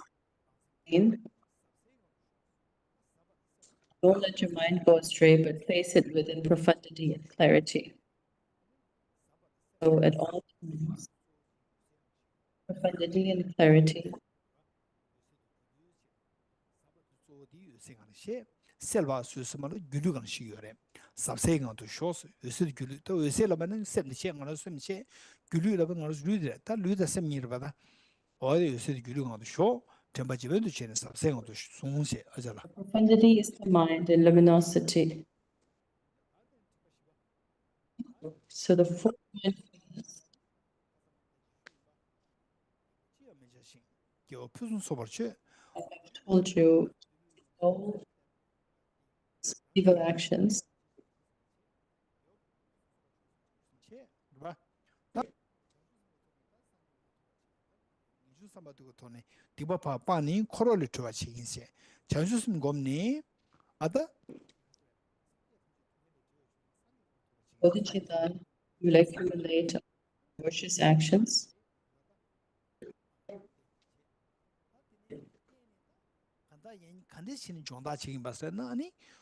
How do you train the sutra or tantra level? All of that you have to do with meditation and emptiness. Fourth law is to subdue your mind. Is how you subdue this by meditating on emptiness. So on emptiness meditation, there's two parts.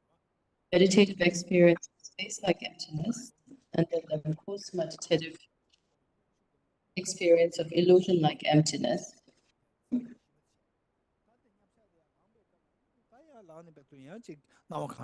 So, and after the post-meditative experience, meditative experience you have accomplished from space like emptiness. In the post-meditative state, you have to realize that from the subject you see it, it is not from the object, and understanding that makes you understand the illusion like emptiness. So Jim Michele mentions it many times. Meditating on the experience of space like emptiness will lead you to the post-meditative state, meditative experience of illusion like emptiness. Conviction for that is very strong. Then when you look at all other things that's out there, then you realize that there's a difference between the reality and what is appearing. With the post-meditative experience of illusion like emptiness, you perform any kind of virtuous actions that we do, such as circumambulation or offerings to the Buddhas. So always remember that post-meditative experience of illusion like emptiness. The fourth mindfulness of the view of emptiness, sphere of appearing and existing phenomena. So if possible, try to memorize these two stanzas. The sphere of appearing and existing phenomena, pervaded by the space of the ultimate clear light of suchness. So what we see, what appears, everything, see the table and the trees and the roads and the food, everything that is around you that appears, that you can feel and see and hear, they're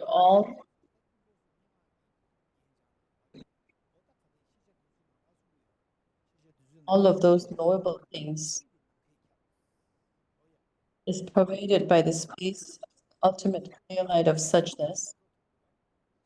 So, in example, if you look at the flower, you see a flower, but when you look at the level, you only see the atoms. The far, you don't see the atoms, you see the flower. So where we see the flower itself, they are the atoms there. So where you see the atoms, it's empty of the flower. What we see is the conventional analysis And what we see conventionally from the object itself is empty. In ultimate analysis, it's empty of the flower, but from the form we see the flower, it is existent together. So they described the emptiness, clear light, like space.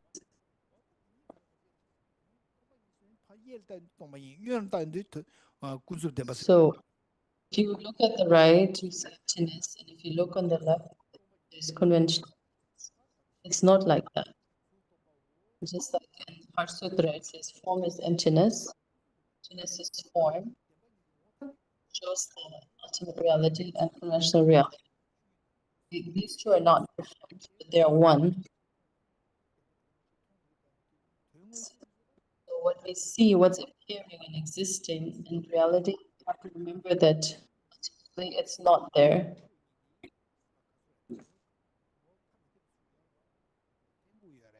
You have to remember that it's not different. The form and the emptiness, they're not separate. So all things that's appearing to us, the cheesecake is good, the person is good, the car is nice, the road is bad weather, all of those are from conventional analysis. And that being there at the same time from ultimate analysis is also the ultimate reality. And the ultimate reality is the clear light of suchness. There is an ineffable ultimate reality. It's beyond expression. When you get the direct realization of emptiness, it is beyond description or beyond expression. But it doesn't mean that emptiness is not describable. If it is not explainable, then Buddha would not have the second wheel of Dharma. Also, Ayutthaya talks about, Nagarjuna talks about the emptiness. When you say, like, how much chocolate was the taste like? If you say it's sweet, even candy is sweet, but chocolate's taste, the exact taste of how the chocolate tastes different from those candy, that cannot be described compared to how you feel it, how you taste it.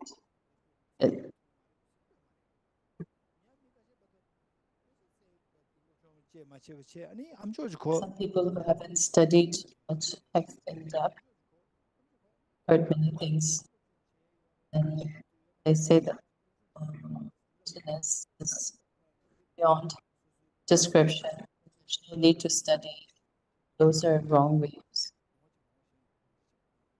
It is like a blind leading a blind. Emptiness is inevitable.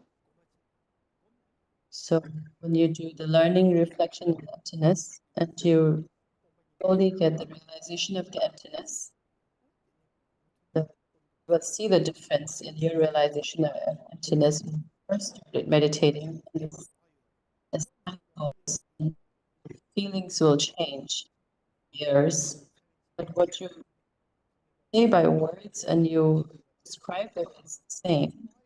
But you will learn by experience that over the years you experience how it feels and the heaviness of it, like His Holiness experience of emptiness. And if you have studied a little bit of emptiness and hear His Holiness, you can understand that His Holiness is talking, explaining from his experience, not just describing in words. There's the ineffable ultimate reality, the nature of emptiness, abandoning mental conveniences. So when you see the nature of emptiness, you have to find the nature of emptiness, which is the real, not what is the object of negation of Vatamtika or other different systems.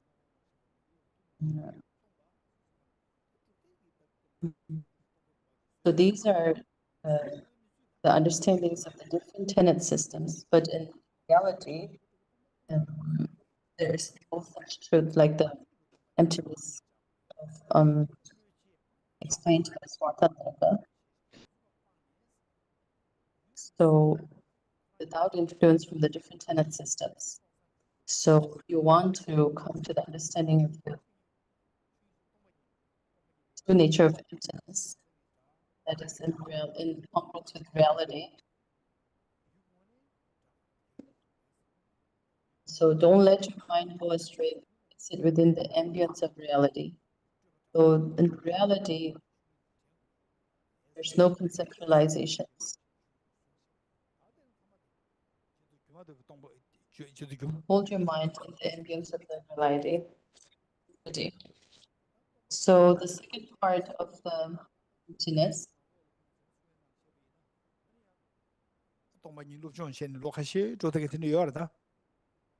in this class, there are few people like who have studied emptiness for many years. In this process, they have completed 6 years of Nalanda Master's courses, and they're still planning to study more. Those kind of students, they have studied this in years, and they've worked hard and meditated. And slowly, they can come to understanding of emptiness. So you can come to understand that once you realize the emptiness of one object, you will be able to move into other objects and see the emptiness of other objects too. Those students, they can try to apply that.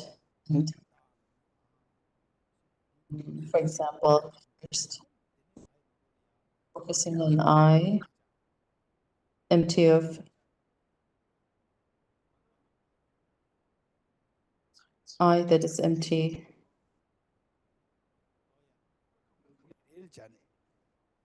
And then one element at each.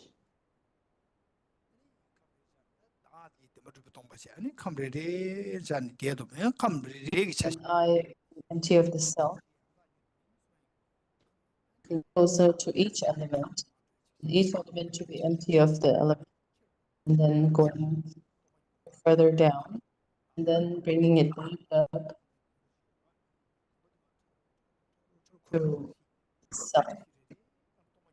Then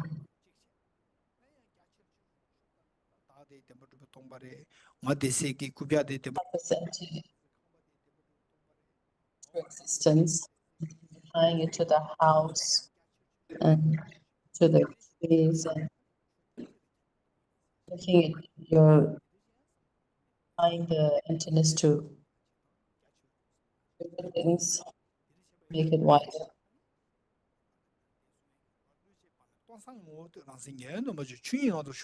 It says over here now. The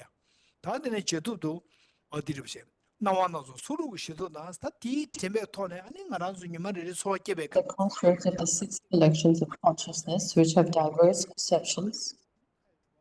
So in day-to-day life, we see, we hear, we taste, we feel 6 collections of consciousness. We engage, our mind engages to have diverse perceptions. So the crossroads of the 6 consciousness, we see that realistic phenomena. Of the object, there's nothing. It's like a dream. In the dream, if you sit at a crossroad, you would see cars going, how it's going, and the weather is raining. You would see many different things. But in the dream, in reality, it's nothing. When you wake up, you realize that your mind projected it. Just like that, we see this dualistic phenomena that even though there's nothing from the object, we see that there is something from the object. These are all baseless. These are all deceptive. If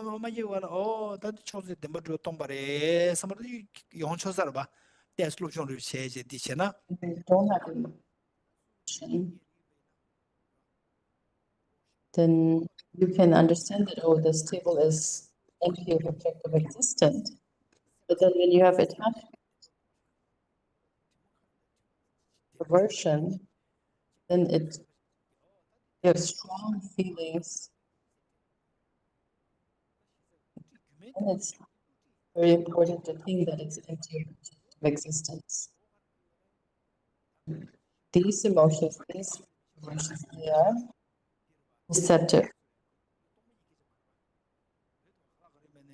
One of like example, like a food that is tasty and you're enjoying it right now will not remain the same after some time. So you have to remember that, and that is not a. It's like an example of a losar, like we eat food on the New Year's, but you can't eat good food all year long. You can't enjoy it. Likewise, conventionality. The kind of thing that we see conventionality enjoy over time slowly wanes down. But instead over here, not because of its changing, but because of being empty of objective existence, this is deceptive. To remember that, especially to situations when you have strong emotions of attachment, aversion, those times. Mhm. You have to remember that it's of objective existence, and then it will help your mind that is excited, attachment and aversion, that it will calm down, like how we pour cold water on hot noodles. So please make sure about that. You have strong emotions. Don't really to view it as having the nature of emptiness. Even though it appears, but it is empty. So don't let your mind go astray, but place it within the nature of appearance and emptiness. So what appears is not like that. And then in reality, it's empty of the appearance.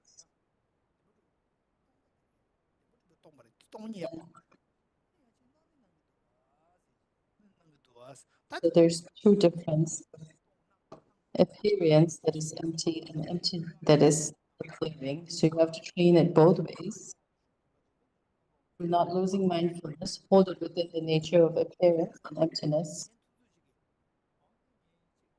as much as you can. I mean, not go 24 hours, but as much as you can, think of that. What appears is empty.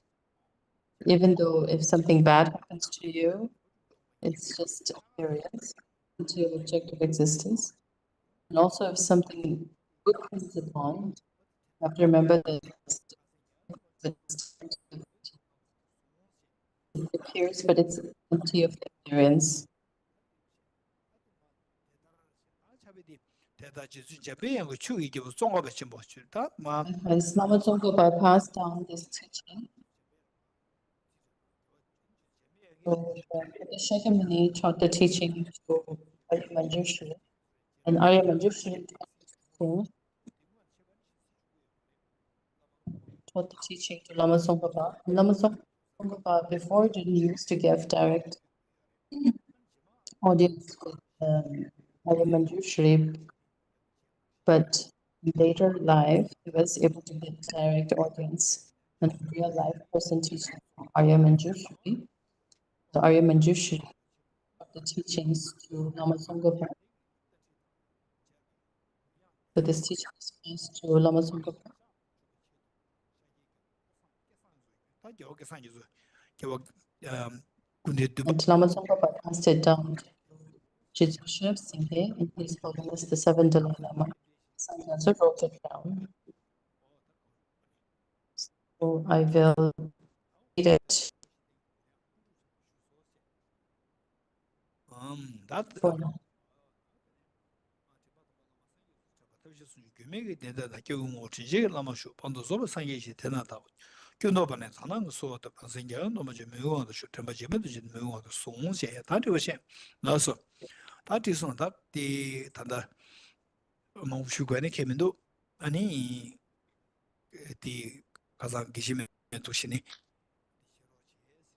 So, as per Geshe-ma's request,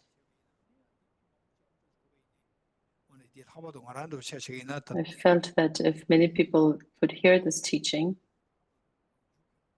and especially for myself, if I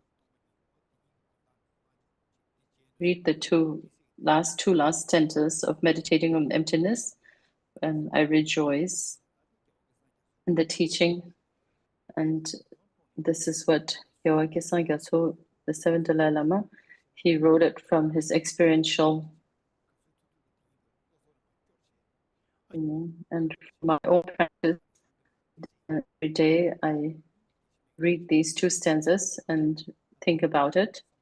And when Geshe-ma asked for this teaching, I wished for other people also to have this special imprints in others' minds about this teaching too. And so we will do the dedication prayers, especially for His Holiness Dalai Lama to live a long life and for all his wishes to fulfill spontaneously, and for the Buddha Dharma, including the Pali and the Sanskrit and the Chinese or the Tibetan, and all different types of Buddhism. And all the lineage holders of all the different sects to have a long life, and also the Sangha members to have a long life. And on this world, all the places where there is war and sickness and all the problems. So may all sentient beings have happiness, and in the future, may they have the opportunity to meet with the Dharma, and then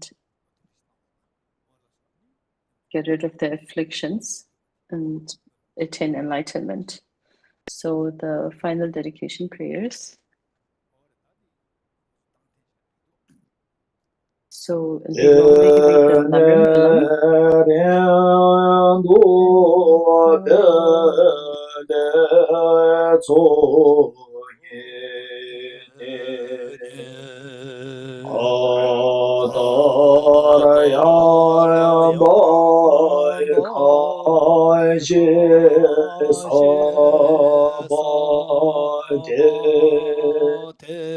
Lo me mare ke to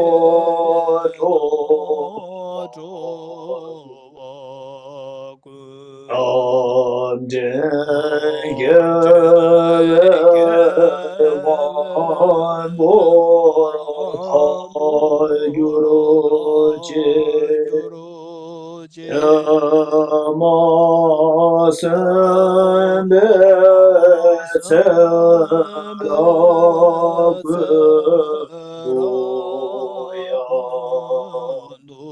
Chande Yange Tsewe Chesmote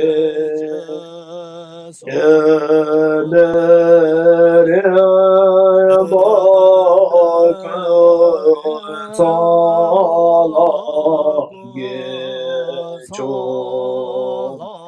Yene Tobe Gena Yejesho Nange Jishin Dobe Lamge Ne Shura Tsewe Chambe Tabge Ge Zhuwe Yege Namba Sejin Gewe Temba Yurin Zingyur Je Temba Rinchen Choge Machaba Kyabja Nyambar Gyurme Chodeni Ningje Chebe Yirab Gyobai Pende Tete Sevara Chebara Sho Seje Gewe Mejon Tinel Nedro Chanju Lamge Ribe Gyan Tardo Namge Yila Pelde Shin Gewe Zeba Rindu Kyongyur Lamsan Dribe Tuyel Druje Jin Gege Seche Meta Mime Gun Tera Gundo Gewe Ngabai Namla Lamla Jevarama Gyurje Kanze Teba Chola Chuju Ju Suji Jula Zumba Dies Tude Namge Tado Choje Jin Kashi Gyazu Chogun Kyab Gyuroje Are Rave Gorbe Shingam Dere Penandewa Malu Chumbene Kere Sewa Tenzin Gyazu Shabesi de Patu Tengyuroji Jambe Bawe Chedara Just as the brave Kyabata Budo Manjushri and Sambo Samantabha Tenandishe too realize Keda things Gunge as they Jesu are, Dalo so I Chire dedicate Gyawa all these Teda merits in Namje the best way that Ratu I may follow their Yuzum perfect Jebe Gyawa example. Tamjege I Moa dedicate Kala all the roots of Chodunga virtue with the Bate Dage dedication Gire praised as the Sawa best by all the Sambo Buddhas who Jeje appeared in the Ratu pre-times, so that I Ngobarake might perform Chanjo the noble Semjo Bodhisattva's Remboche deeds. Magye May Banam the Supreme Gyur Bodhisattva Keba has not Nyamba arisen and Bebaya rise and grow, Kone and may Kondo that which has Pebara not Sho arisen Bajan has Sera risen not Gondo diminished but Jabeya increased Jizun forevermore. Kimbe Terge Throughout my Chizone future Tapche lifetimes, may I Chidan always be Kebara guided by Arya Sobe Shirya Manjushri and be Medan able to uphold Zuni the Sho Dhamma in Nolam general and Lobe teachings Gebe of dependent Tambala origination in Purwe Najo particular, even at the Sujen cost of Sume my life. Samjuring Ebe May the Jubal operations of evil Maluba thoughts and Chosum deeds Debe of the Seni negative forces of humans and Gyugyurochi non-humans who Yewa harbor Gudo malice to Yanda provide affairs Lamanda against the Jeme teachings Chuge of the Pela Buddhas be totally Lonjujin vanquished through the Sadalam power of the Yede truth of the Ramson three jewels. Toje Shangu In all my Goba lives, never Yudo separated from the Sho perfect Gurus, may I enjoy the benefits and Eto qualities of the sages and the Bhattas. May I Gate completely take the stand of Vajradhara. Gate Paragate Parasangate Bodhiswatyata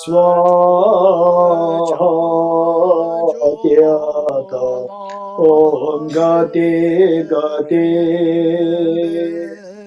Paragate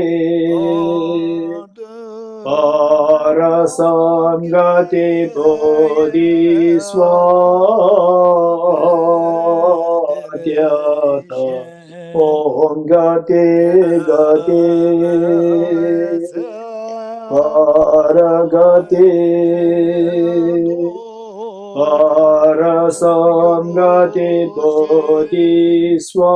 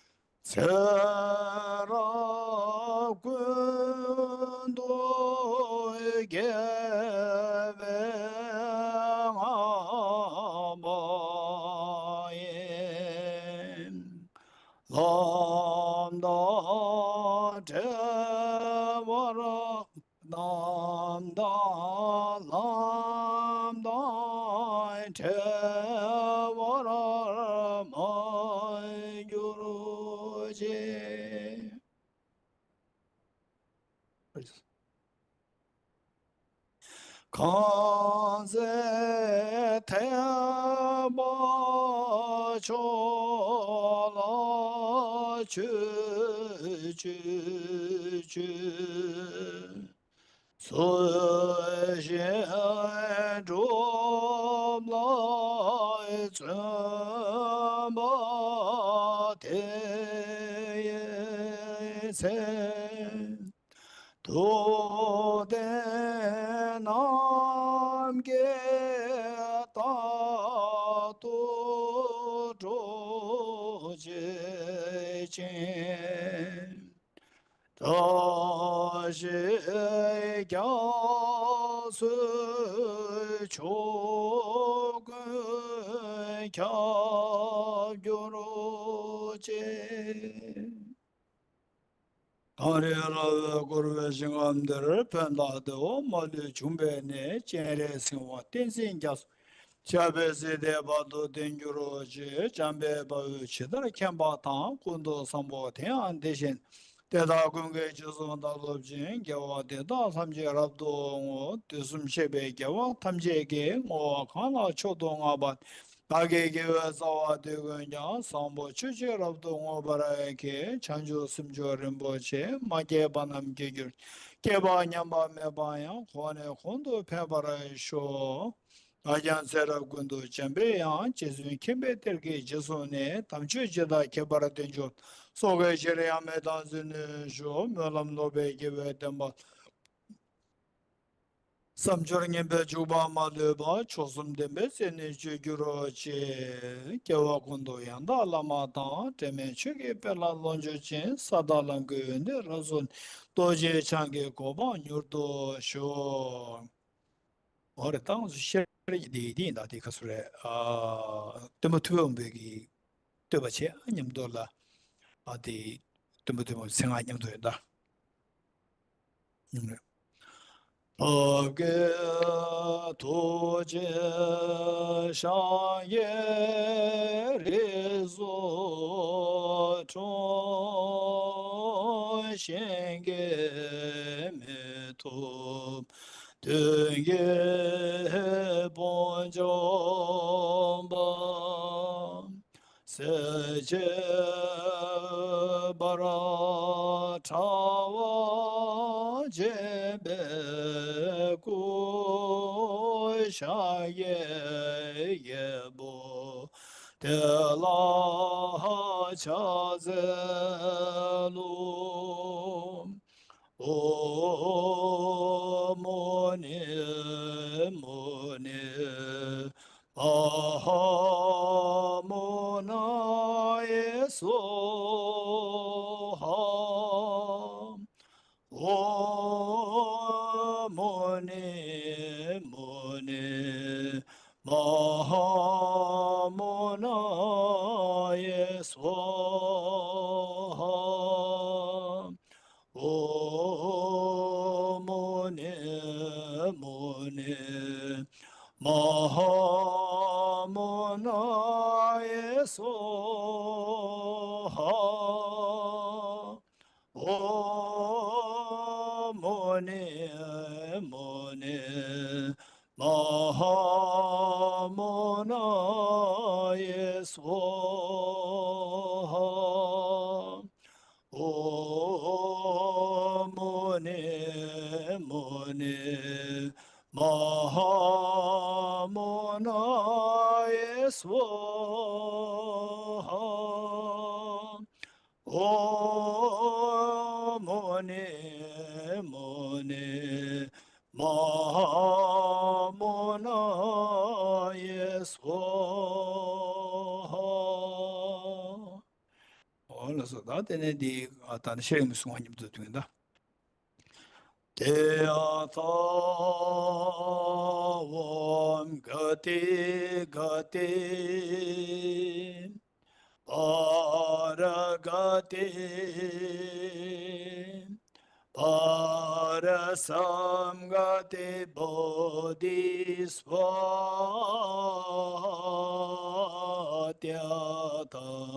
Om Gati Gati Paragati Parasam Gati Bodhisvatyata Om Gati Gati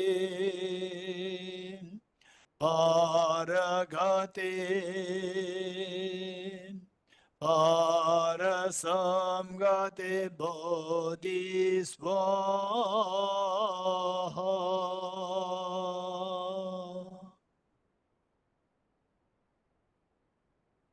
그래서 당시 진짜 단위가 수로 today 가지고 백가마 총스통 샷이다, 봐. 주주 다들 오면 주베스인데 주주 초대가마 중앙 들어 수행이 변부르지 수행이 봐.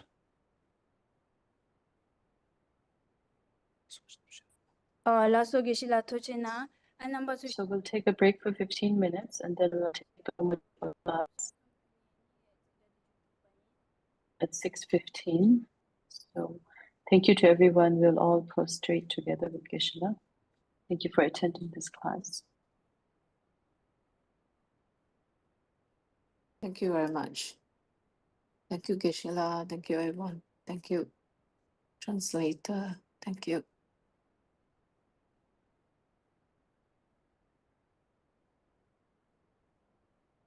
Tujila, Gijila, Tujila Tibetor, Tujila Anila. Just a movie.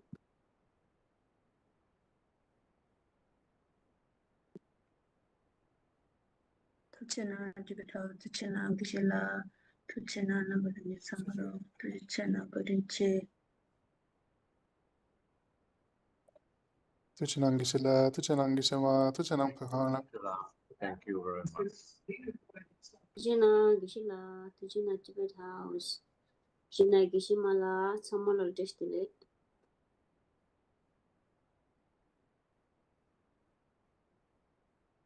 Aditya Nangala Tashidele, Pushtile.